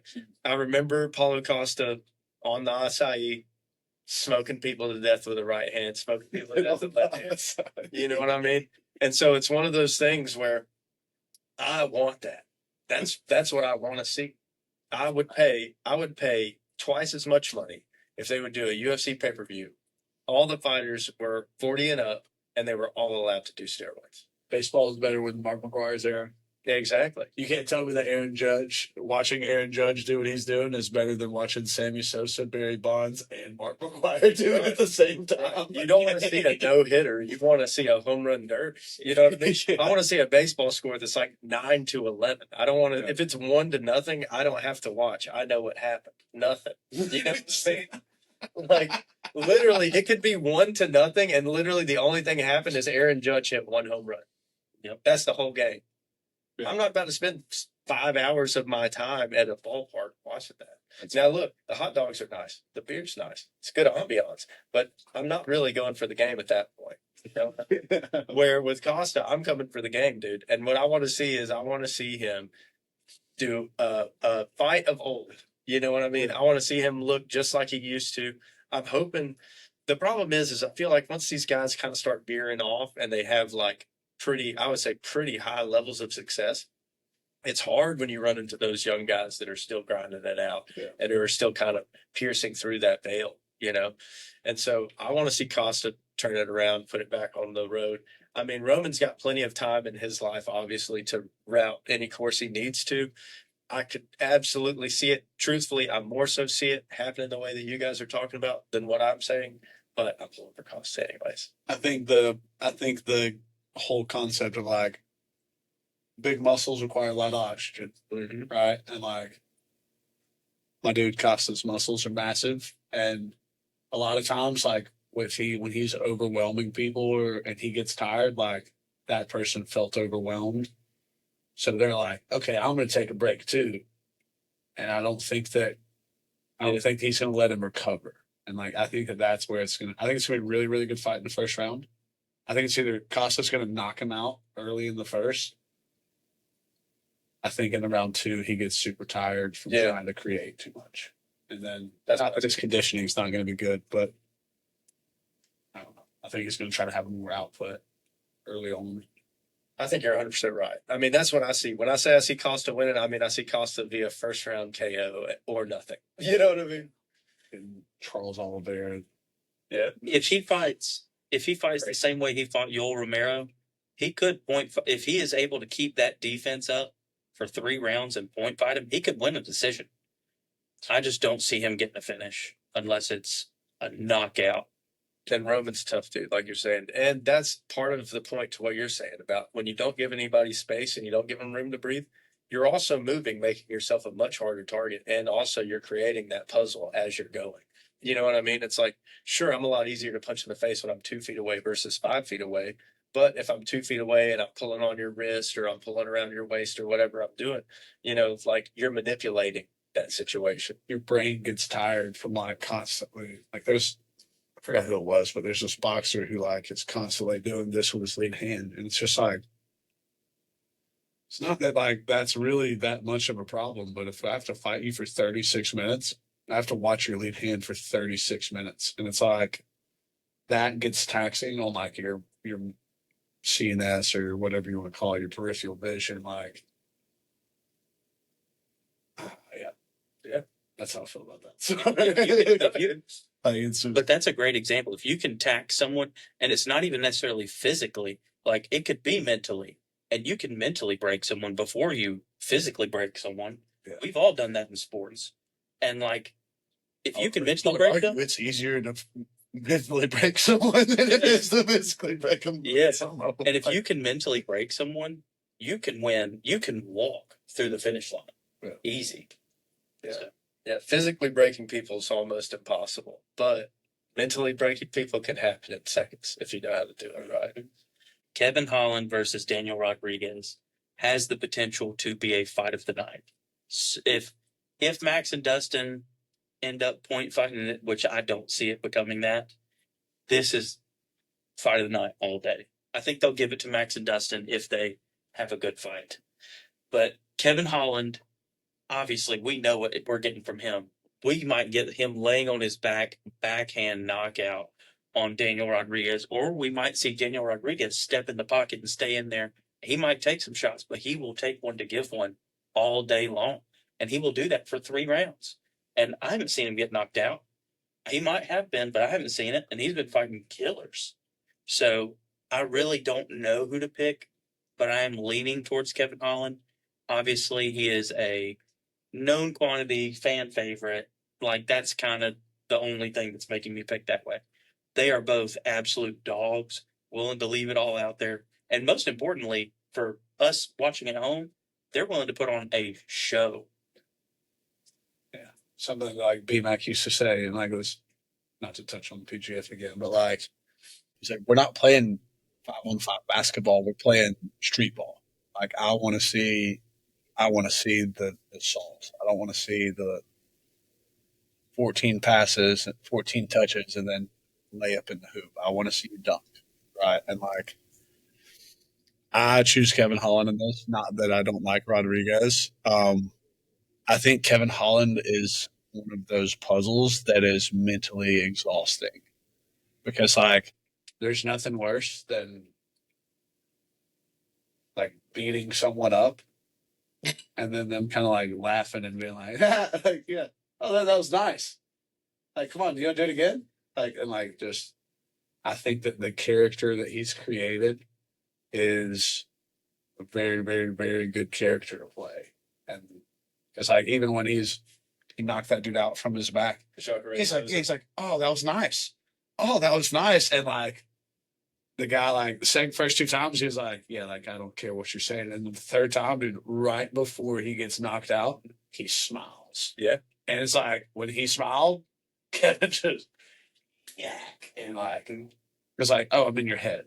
And it's like, it's a mental game. You know, like, they're 100% going to fight physically, but I think that there's going to be a mental war. And I don't know if Rodriguez is, I think Rodriguez is a very, very tough guy, and I think he's going to be a hard to put away guy.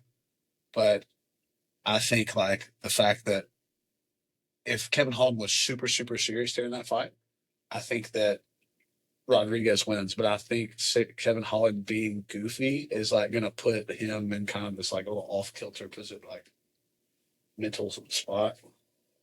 I love Kevin Holland, bro. I love Kevin. Me too, dude. I couldn't agree with you more because exactly what you're saying, man. My entire life doesn't matter what I'm doing, doesn't matter what I'm competing in. It could be at work. I cannot stand when people talk to me about what I'm doing or how I'm doing it. I want you to leave me alone and let me do it the way that I know how to do it. You know what I mean? And so when I'm watching Kevin Holland, I'll never forget the first time I watched him, I was like, God, they need to tell him to be quiet. And you know why? It's because I'm sitting there going, he's in my head and I'm on the couch. You know what I mean? He's in my head.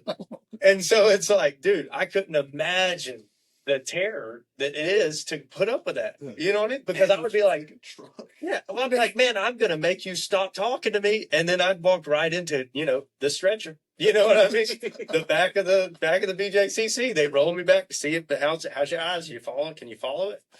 So what's today? Were they crossed before or after the hit?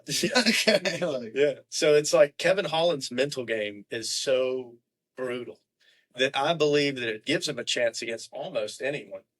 I think that the stylistics of this fight lean toward a stand-up. They're going to kind of brawl it out. D-Rod loves to brawl. They both have ground games, but I feel like they both prefer to kind of stand it, bang it out. And so I'm thinking that Kevin Holland has the slight advantage. He also, I don't know if you guys can see this, but he's got 81-inch reach, okay? I did the math on that. He has almost double, like I'm 72 inches tall. I have a 72-inch reach. I'm like perfectly proportionate, right? He has an 81-inch reach, and he's only like 2 inches taller than me. Do you see what I'm saying? Yeah. He's almost touching his knees when he's standing there.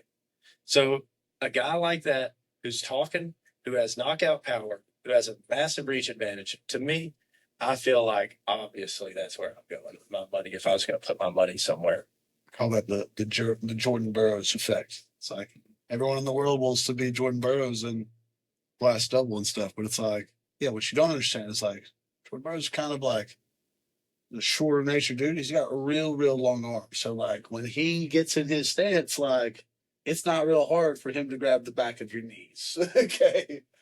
But yeah, 81-inch reach at that height's kind of a wild statement. My pick for what has the potential to be the shortest fight of the night, we have Dan Ige versus Patricio Pitbull. Pitbull obviously coming over from Bellator, been a champion over there for a long time. A little later in his career coming over.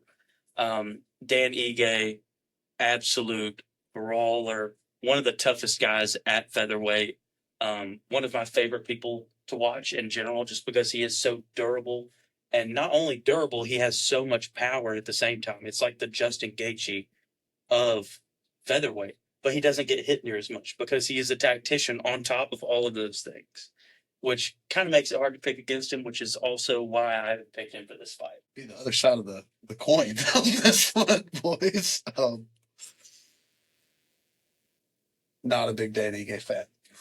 Listen, I can't really tell you something specific. Like, I don't love the way that he fights. I think that he's a great, like, gatekeeper, right? Like, I think he's a good guy he's a good test, right? But, like, I think he's a good test for the dudes that are coming in, which is what's kind of going on right here. Like, I don't think he's a soft. I don't think he's like a coward or anything like that. I just don't really love to watch him fight. Like, to me, it's not the most entertaining. But also, like, with the name or with the nomenclature gatekeeper, like, gates are meant to get opened and kicked in. And I've seen it get kicked in and I've seen it stay shut, So, like, I never know what's going to happen. Like, and I'll say that, like, I guess he's always in the run for the fights that I don't know if he just takes really good fights or, like, appropriate fights or whatever it is. Like, I'm never like, oh, dude, there's no chance that he wins. But I've never been like, oh, I'm picking Danny. Right. There's never been a fight either where you're like, before the fight, oh, obviously he's going to dominate this fight. I think something like, it might have been like the first fight that I watched him fight. Like, Jake was telling me about, like, he did the same thing for, like, Aaron Pico when Aaron Pico fought in the UFC, like, way back in the day. He's like, oh, dude, this dude's the truth. This dude's this, that, and the other. And, like, I watched him get just pieced up in that specific fight, and I just had this, like, bad taste in my mouth ever since. And so, like, he can win me over. That's where I'm at with it. I don't know a ton about Patricio, but I do know that I watched a few clips of him fighting. Or he looks like a hungry dog. I hate to, with his last name being Pitbull, be like the hungry dog eats, but, like, I think he's the hungrier dog.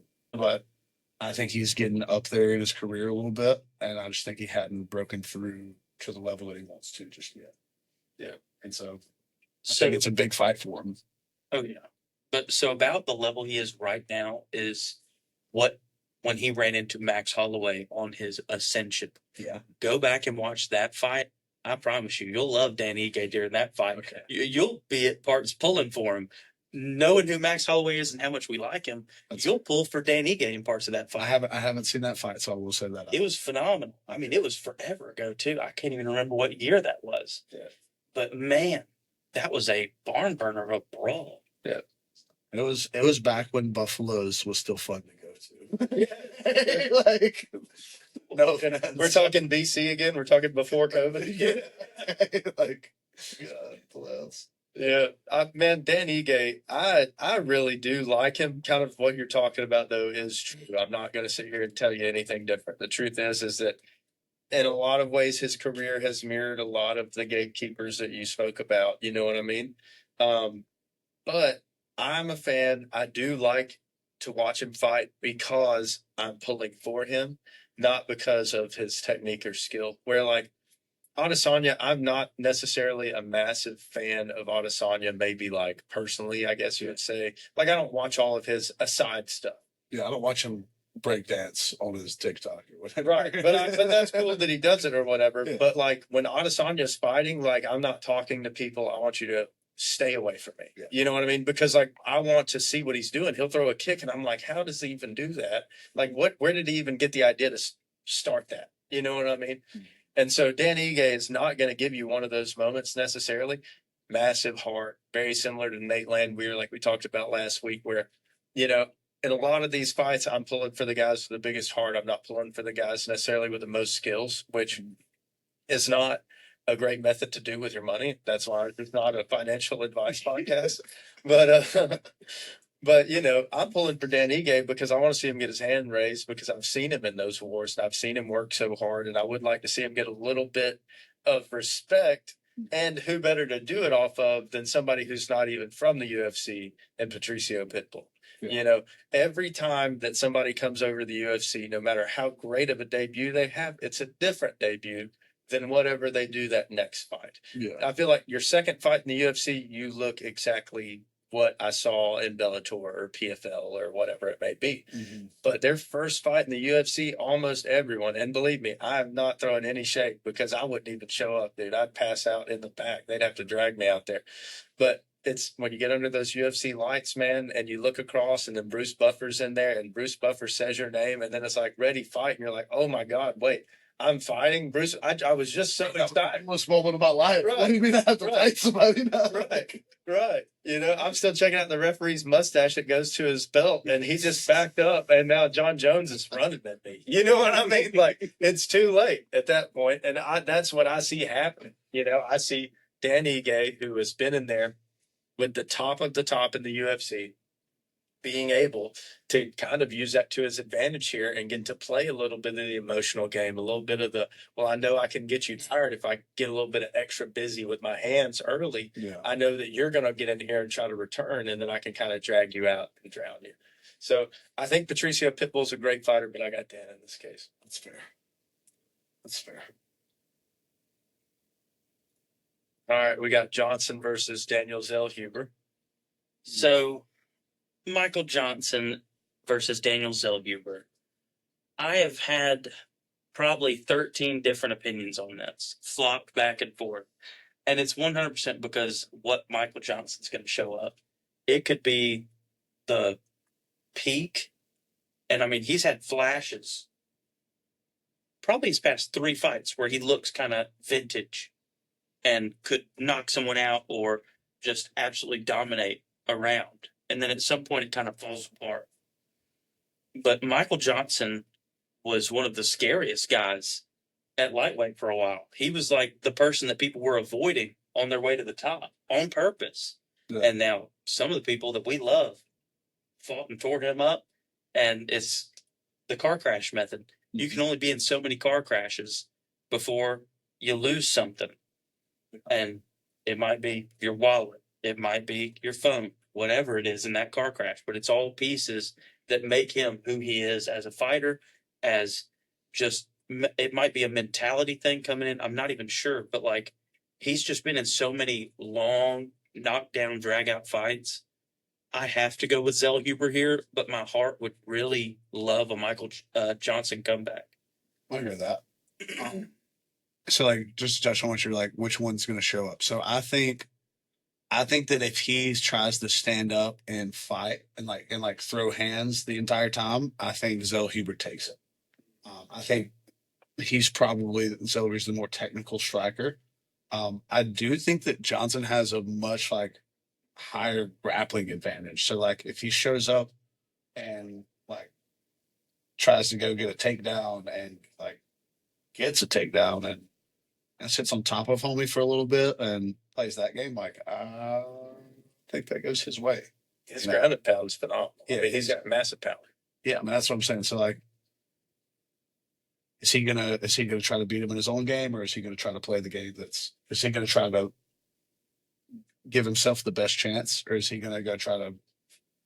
No, dude, you think you're good at striking and have that little pride come in there, and it's I think if they bang on their feet, I've got to get it to Zellhuber, but grappling gets involved a little bit more. I think Johnson takes that. I hate to be a split decision on that, but it's the truth, though. Yeah.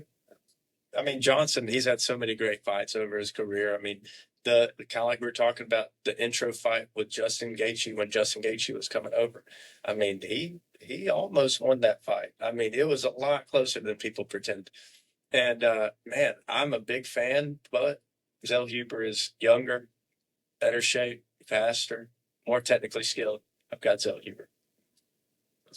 He's got a nice record, too. Yeah, he does. You know, it happens to nice records, though. Meant to be messed up. They either stay nice or they don't.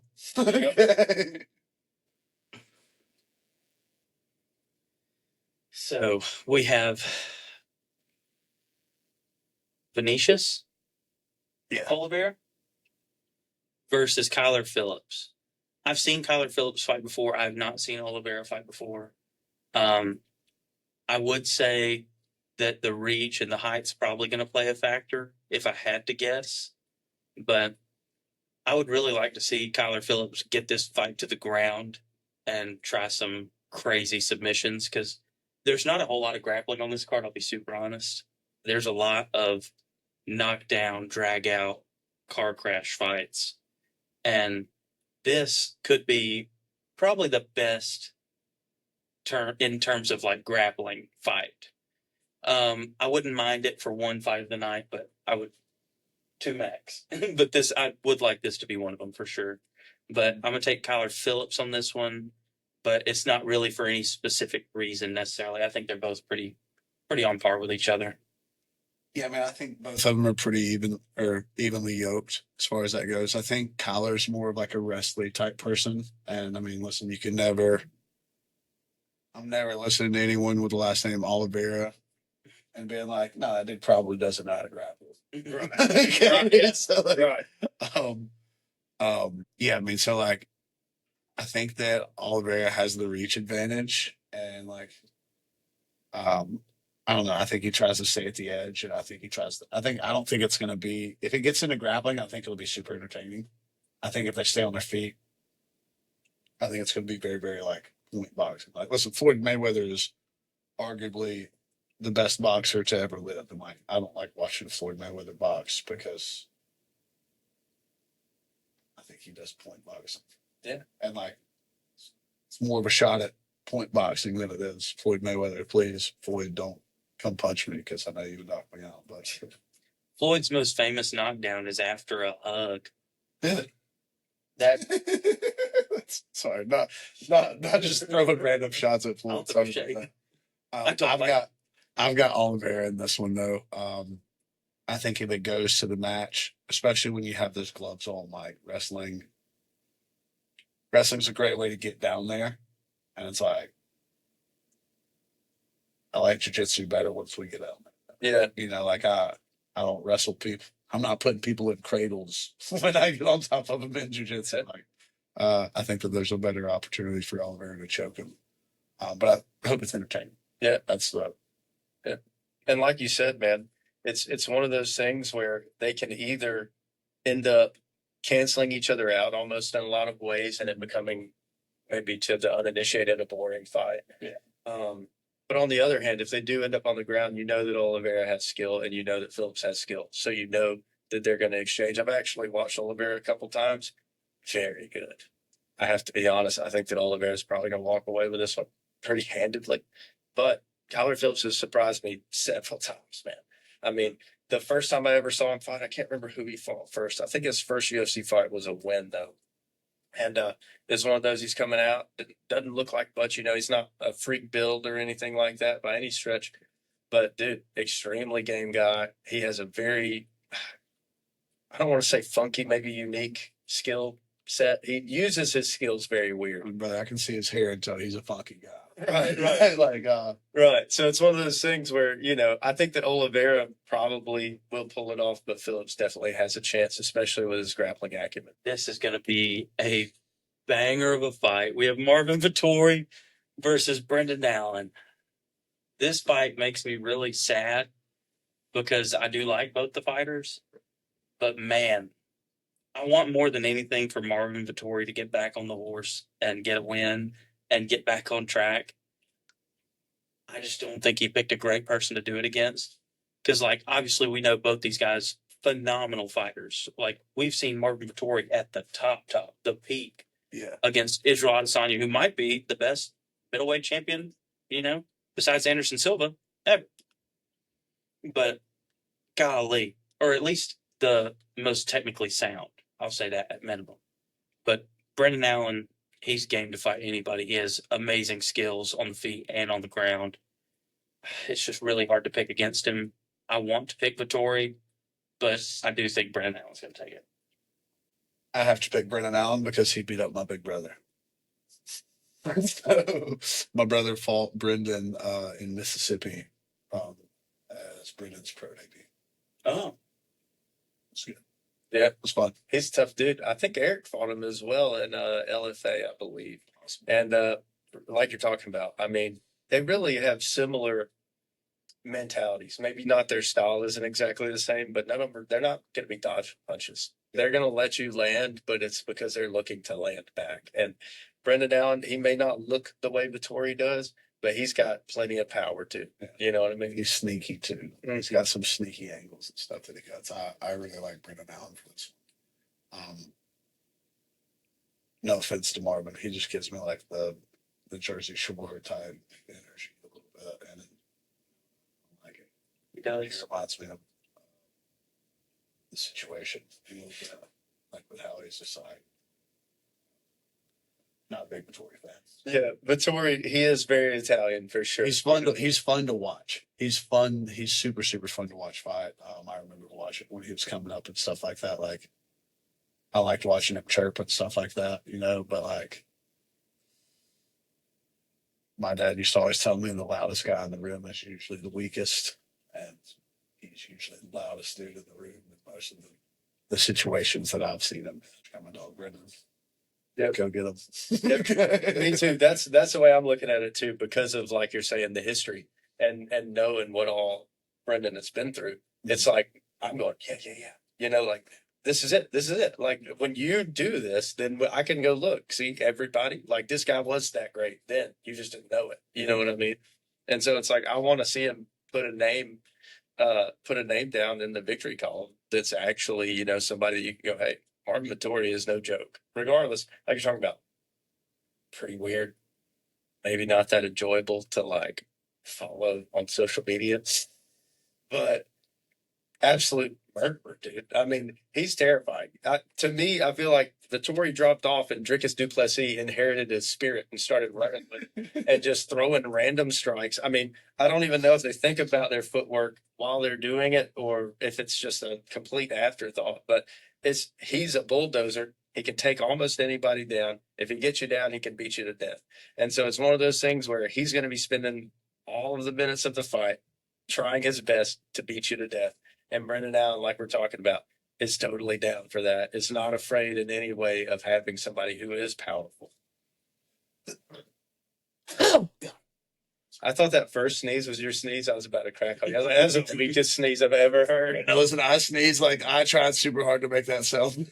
Like, you tried to make your sneeze tough. For sure, I sneeze like a Japanese. It's like like, oh my god. I sneezed in front of my girlfriend for the first time the other day, and she looks at me and she was like, what was that? And I was like, I sneezed. She was like, you can just leave. Yeah, she's still thinking about that sneeze, I'm pretty sure. Well, for sure. Every time like I start like I'm like she's like excited, dude. This is my entertainment for the day. I'm like trying to hold down this. Sorry. That's awesome, man. Squirrel. But yeah, man, I'm going with Vittori. You got anything else on the fight? I mean, I'm going with Brandon Allen. Excuse me. Bro, He's got me so bad I changed my point. I was sitting there, I was like we were just talking about the exact same thing, and then you said Vittori, and I was like, he just said, right. Your sneeze was so perplexing that I forgot who I even picked. I do have one thing to throw out about this fight, though. Mm-hmm. I'm actually super interested to see how the Louisiana crowd either welcomes or shuns Vittori, and it's going to be all in one way or the other. No, I think they're going to shun. I think they're going to shun it. That's what I think. But how do you? I'm wondering how he's going to handle that. He's probably been shunned everywhere he's ever been.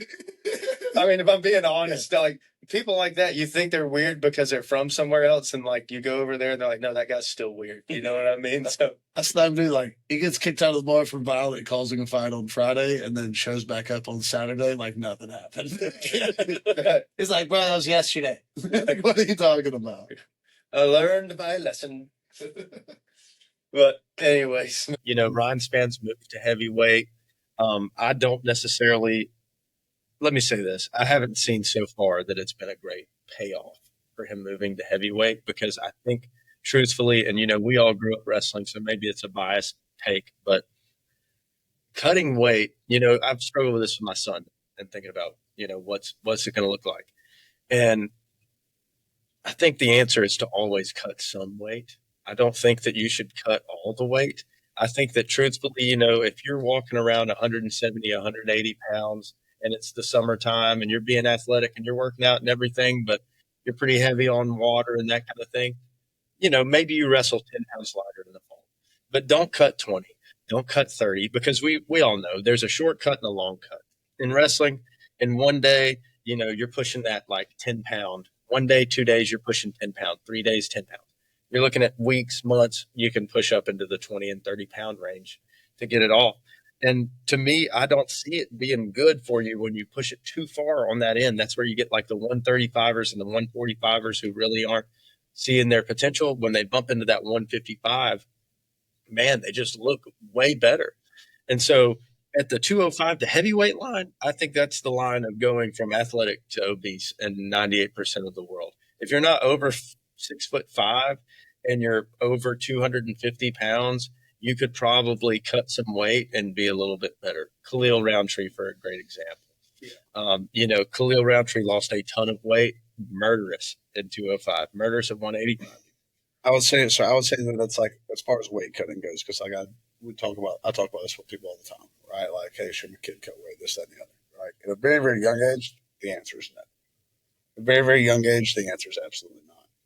When you start getting into arguably middle school, like, unless you're like, you have a grossly high, or when I say gross, I don't mean that like in a disgusting way, like, unless your body fat percentage is high, like 20% or more or something even really like 17% right, or more, like, you shouldn't cut a lot of weight, right? Like, I believe about 5%, especially if you're in high school, right? And like, you can scale that down to a little kid, but like asking you to lose 10 pounds and then asking a kid that weighs 55 pounds to lose 10 pounds, or even 5 for that matter, are very, very, very different things. It's like, yeah, I see a lot of people do that incorrectly. And like, that's something that we kind of like pride ourselves on, is like, especially at a young age, like, you're there to be developed and stuff like that. But we get into like, hey, we're professionals. Don't be showing up with a muffin top, right? And calling, unless you're, I would argue that the only person that can show up muffin topped is John Jones. Roy Big Country Nelson. DC. But other than, like you're talking about, other than knockout artist heavyweights, Big Country would have cut the weight, like you're saying. Yeah. Bro, he'd have been, if he would have looked like he wasn't about to have like a heart attack when he walked into the ring, right? Like, hey, dude, you probably could imagine if your arteries weren't clogged. Mm-hmm. What weight do we think Roy Nelson could have cut to? 185. Yeah. His height, he could have been a 185. He probably, like, not in any reasonable time, and like, but he probably could have made, I'll go 85. Yeah. I'll go 85. Because there's a lot of muscle in there too. Like, he got a big belly. Yeah. Like. What do you mean? Man, that's what he did on top of the octagon, baby. For me, if you're a light heavyweight, I think that you should be a light heavyweight with a flat stomach or a six-pack, period. Because you should be, like we're talking about, you should be on the leaner part of your body's possible, build. That's the whole point, And like, do you see that, like, even with the PGF when they did 225, it's like, there were people that cut to 225, and there were people that weighed under 225. And it's like, obviously we're in a different little realm with weight classes and stuff. But like, yeah, dude, like, you saw people, even the season that I did, when I did 170, and like, there were 3 Kevins. So I'm just going to say one of the Kevins cut a lot of weight, and he did not look great the first night. Are you talking about the really, really, really handsome? No. Oh. No, I'm talking about the one that on day 3 looked like he grew a little bit.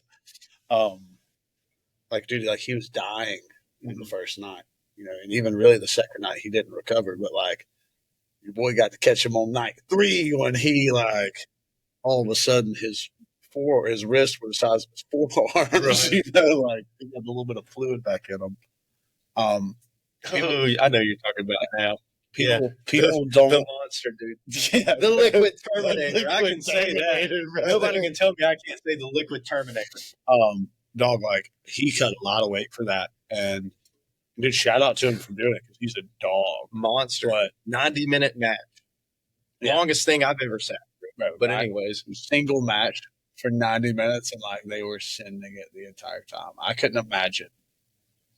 Yeah, no. Listen, I've done 30-minute grind matches, like 3 times the longest time that I've competed without like, give me 15 seconds, like, or 5 minutes. Like, I just think that there comes a point where like you can't cut too much weight. Mm-hmm. If you get a little bit dehydrated, like you start to, it's not even that like people are like, oh, well, like I just feel better. It's like, no. I hear what you're saying, but like your cells are dehydrated, which means your cells are communicating at a slower rate, which means like it doesn't matter if you think that you got it. When the moment comes, you have it 20% less. Mm-hmm. Right. So like, hey, dude, you're a big guy. You bench 200 pounds? Not anymore. You bench 160 pounds. Mm-hmm. You know, and that's just from like a little bit of dehydration. Yes, brother. And so like the process of how you do everything matters. I think a lot of those guys that are cutting down to light heavyweight, I think that they just didn't do it the right way. Yeah. You know, like you can't tell me. I've had bad weight cuts to 180, and I've had really good weight cuts to 180. And like, yeah, I mean, did you talk to people that are like, y'all done it? You know what I'm saying? Like, I'm not trying to be an armchair quarterback and tell those dudes how to do it. All right, I've played quarterback in my own situation a little bit. It's like managing your diet. The thing that people do the wrong the most is their diet. Mm-hmm. You know, and it's like, and even the fluids that they're putting back in. It's like the way you recover matters. Absolutely. Right. Every single day, you have to choose the proper recovery. And like that's why those dudes are making more money that's why some of those guys are making more money. It's because like some of those dudes are professionals, and some of those guys are really good at fighting. Right. And then some of those guys are professionals that are extremely good at fighting. Right. And when you get to the top of it, it's not a large gap that separates like 3 from 15, but the gap from 1 to 3 is usually very, very large. Yeah. I think it's the Conor McGregor gap today of like, you know, you are still absolutely probably a terrifying fight for 98% of the card. Yeah. But say for somebody, for example, I don't even know if they would be the same as far as stature goes, but I would say I would today put Ilia Topuria in there against Conor. And I know that it's a big weight difference and all that stuff. If Conor had to cut down to be around 155. If they met a catch weight or something. Right. And the reason why is because I know what Ilia Topuria does. If it was Charles Olivera, I know what Charles Olivera does. Like, Dustin Poirier, I know how he prepares. Max Holloway, I know how he prepares. So if you put all of those people up against you and you haven't prepared, but you are really good, you are good, but you're probably a little bit less good. And then it's kind of the same stack of, well, now if I'm cutting weight, now I'm 20% less good. And back on that, not to be the ghost of Christmas past, but I feel the same way. I tell almost every kid I can, like, you need to lose the weight that you naturally lose through training. Because when you train in wrestling, or you train in MMA or Jiu-Jitsu even, you know, with the long rolls afterward too, you're going to lose that sweat. You're going to start trimming out. You are going to lose weight.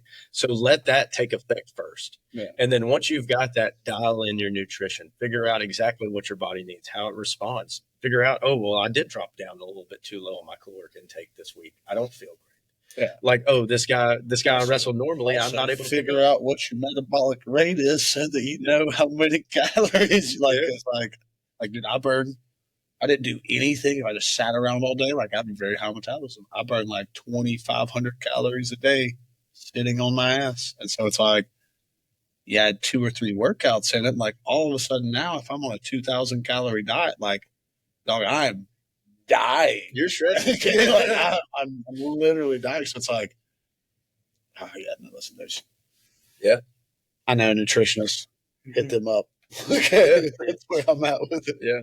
Are you using Right Weight Nutrition? Is that who you guys are using, or who you guys using these days? Yeah. So we did a bunch of stuff with Thomas Cox and Millfoot, and so the wrestling club's a little bit more associated with Millfoot. Yeah, with Millfit. Millfit's really good too. I actually personally purchased them for a long time, for probably about a year straight, and I would get the steak. Most of the time, steak's delicious though. Yeah, it's good food. I would say that they're more of like a food service for like, hey, like this is what's healthy. Like give that. If you're looking for like like the MMA stuff and like drastic dropping down, because like we don't cut below a certain point ever if we're with the kids or anything like that. So at that point, it's just like, hey, like this is nutrition for you, and then it's like she does a really really good job. Maya with Right Way Nutrition does a really really good job with like the fighters and stuff like that. So she's fantastic at all of her job. I've listened to her talk just about like tea. She talked to me about tea the other day for probably 30 minutes, and I was blown away by the fact that like not blown away the fact that ingredients mattered, but like how knowledgeable she was about like that. I was like, oh, I should probably listen to you about chicken and things too. Right. Right. Well, with tea, you're like, it's a leaf. I get it. Yeah. It's like, no, it matters how it was dried. It matters what they used to harvest it. It matters. And you're like, what do you mean it matters where they grew it somewhere where it rains aluminum on it to make it rain more? And you're like, okay, what can I eat? Like by the time you get done with it, it's like red meat and eggs for me. I call it the 1800 diet. If they didn't eat it in 1800, don't put it in your body. Yeah, okay. That's fair, dude. That's fair. But no, man, thank you for sharing that insight on the weight cutting, because I think that it's a really under-talked topic, especially in combat sports or wrestling, because, a lot of the stuff you figure out at practice, they say, here's a sit out, here's a stand up, here's a switch, here's a jab, here's a cross, here's an uppercut, here's a hook. And you get all this coaching. But then you go home and you pick up Taco Bell on your way home from the gym. And then you drink the Baja Blast and you have your cheesy gordita crunch. What? Yeah. You wake up in the morning, you stop by McDonald's, and you get a McNoodle. Well, it's like by the time you get done with all of that, not only the number of calories that you're taking in, but the quality of the calories that you're taking in are not going to help you recover. And they're not going to put you in a good state for the practice the next day. So it has a compounding effect time after time after time. A little bit more lethargic, and it's like you feel crappier after your next workout. You're like, oh, I'm just hungry. And it's like, oh, you're starved for nutrition. Okay. You've been hungry for a week. Oh, God. Yeah, I'm right there right now. I'm like, I know that I need to eat well over the next 3 days, because I'm at like a 3-day caloric deficit since the weekend. I haven't been eating good. You know what I mean? It's like I can feel it in my body. I'm like, yeah, I've got to turn it up a little bit. I gotta get the volume to go up. Usually on Sundays, I start drinking a little bit more water. I'm like, dude, this water just tastes so good. And it's because my liver's like, yeah. Yeah, you're either playing music or at the gym. So either way, by the time you get home on Sunday, you're pretty dehydrated. Out or whatever it is. Yeah, that's a real thing. That's awesome, brother. Well, man, what a great time, dude. I'm so glad that you came in, dude. It's great talking to you. It's always great, because we're personal friends. Yeah. So it's so great for me to hear your actual knowledge versus, us talking about a bunch of silliness and me sending you a meme or something, It's so great to hear. I do what I can. But seriously, man, it's really awesome to just have been part of your progression through this whole thing and seeing you really be serious about it, learn about it. You and Jake and Matt, all three, I feel like are great examples of like, hey, you know what? We didn't have jiu-jitsu growing up, brother. How do you think we figured that out? Well, we just started rolling around with each other and watching YouTube videos, and somebody was like, hey, this guy does it in the garage. And then you show up to the garage, and next thing you know, you've got 2 separate gyms. You got Ironclad Wrestling that's absolutely dominant in the Southeast and dominant in the nation for that aspect, as far as the coaching and the teaching and the getting the information out to the people. So much better than the classical wrestling program. Now, don't get me wrong. My father started multiple wrestling programs. I totally respect the grassroots aspect of it. If there aren't those guys that are living in those rural areas that have that knowledge, giving it to other people, there's no way for those kids to access it. So it is great. But when you are able to be part of a premier organization like Ironclad Wrestling, you get massive benefits. You're able to travel to all these tournaments. You have top of the line coaches. You're surrounded, which we know from being from the grassroots, just being in a wrestling room with people that have talent is sometimes hard to come by. And so when you're in a room full of people that they're not trying to have a winning season. They're not trying to learn what wrestling is. They learned wrestling at 5 when they started coming. Now they're 15 years old and they're like, I'm going for my second state championship. Yeah. So if you want to practice with me, you need to practice like you're going for your second state championship, or else you're going to get erased. You know what I mean? And so having that and having that with the jiu-jitsu aspect with 10th Planet Birmingham, man, phenomenal. So great to see you guys doing that, man. Yeah, man, it's fun because like when they graduate out of our program, they're like, they get done with college and all that stuff. They're like, what do I do with the skill set? It's like, remember our middle brother? I know you didn't see him a lot, but 4 miles down the road, there's a place that you can continue to do this. Yeah. He's just as goofy as I am. Yeah. And they're like, deal. And those little stinkers are popping up, dude. The guy that you were talking about with the long hair, one of the days that I was there, the dark-haired, longer-haired guy, really muscular. Yeah. But one of the days that I was there was like 3 of them that were like maybe 22 and under or something like that. And I was like, I'll stay over there. I do not want to roll with you.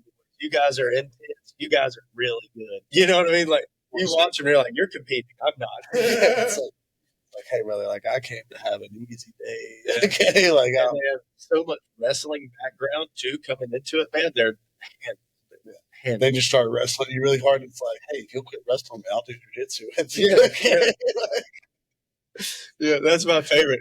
Dude, they get to wrestle. I'm like, yeah, I'll fit. That's cool. You ain't throwing me. You'll have people coming through that have started coaching. Yeah, I mean, honestly, there's Corey's back in. Sam's starting to do some like. I'm super proud of Sam. So Sam owns Rich Habits, which is the company that does all of our gear and stuff like that. They're fantastic. You got to get hats or stuff like that done. Yeah, we'll definitely have to look into it. Super, super good people. I think he's like 20. He may be 21. He may be 21. And he's just like, yeah, like, I'm just going to build the biggest freaking brand ever. And I was like, I know that you don't believe me when I tell you that I believe that you're going to do that, but go crush it. You know, Yeah, call him Skittles. Yeah, he's a wild man. Yeah, but he's hosting camps and stuff like that. There's kids that I remember coaching that are like coaching in high schools and stuff like that now, bro. And it's fun to like. I remember like having all of my coaches and stuff like that, and so when I got into coaching, they were like, "Hey, like it's really cool to see that," and like being on the other end of it now and actually being able to see that a little bit, like bro, it's super super fun. I mean, it's like listen, I'm not the best wrestling coach. I'll never like teach a kid to probably be the best kid in the country, but like I can make you love wrestling and I can make you love learning, and so like. If you do those things, if I can get you to love to learn and to love to wrestle, it's like, bro, we're going to get good at this. You know, that's beautiful, dude. I mean, that's the most beautiful thing you could have said, dude. There's nothing that needs to be said on top of that. That's perfect. If you can teach a kid to learn, to love to learn, dude, that's the point of sports. That's the whole reason why you compete. It's so that way you can take what you had and put it in the real world, and you can make something. And then, you know what? If you make something, maybe you can give back to somebody too. And that's why having those coaches and having those people, it's an emotional thing, dude, because when you look over and you go, hey, I think he wrestled at Bob Jones. I think he wrestled at ACA. Oh, man, that guy down there, that's Southside Gadsden. Oh, he's coaching them now? Oh, that's cool. You know, and it's one of those things where you just see each other, and we ran into Dalton Good, actually, and Jordan Cook, 2 dudes I haven't played sports with. Dalton Good. Yeah. Like 5 or 6 years old, we started competing together, man. And I haven't seen them in years. Ran into them at a car dealership. And, man, when you see them, you get that feeling inside of your heart. You're like, dude, it's so great to see you. Like, you just know that person so well. And you can trust them. It's a different thing. So when you get your kid involved in a sport like that, that's what you're looking to get out of it. You know, it's a crazy thing to think about. It's like I have more in common with the people that I wrestled with than the people that I went to school with. Mm-hmm. Like any of them. Yeah. like any of them. Like I can see a dude that I wrestled with when I was 12 years old. and probably the last conversation we had was 12, and I know that we have more in common than like any of the people that like we just that like you run around with or this, that, the other. Like I guess it's a little bit different, but right. There's also just like a raw bond that you have, and like you can have such a different conversation with that kind of person versus like someone you went to school with. Like I have tons of people that I went to school with and were friends with that I would never talk to half of the subjects that if I saw someone who I wrestled with when we're talking youth league, elementary school wrestling. If I could name 5 people right now that I would have a way deeper conversation with than any of those people. And it's not a diss to those people. It is just that bond that we went through that together and we know each other from that. There was some kind of effort, something put in that we built. And we both know what we did. And we can talk about that. And then we go into deeper things.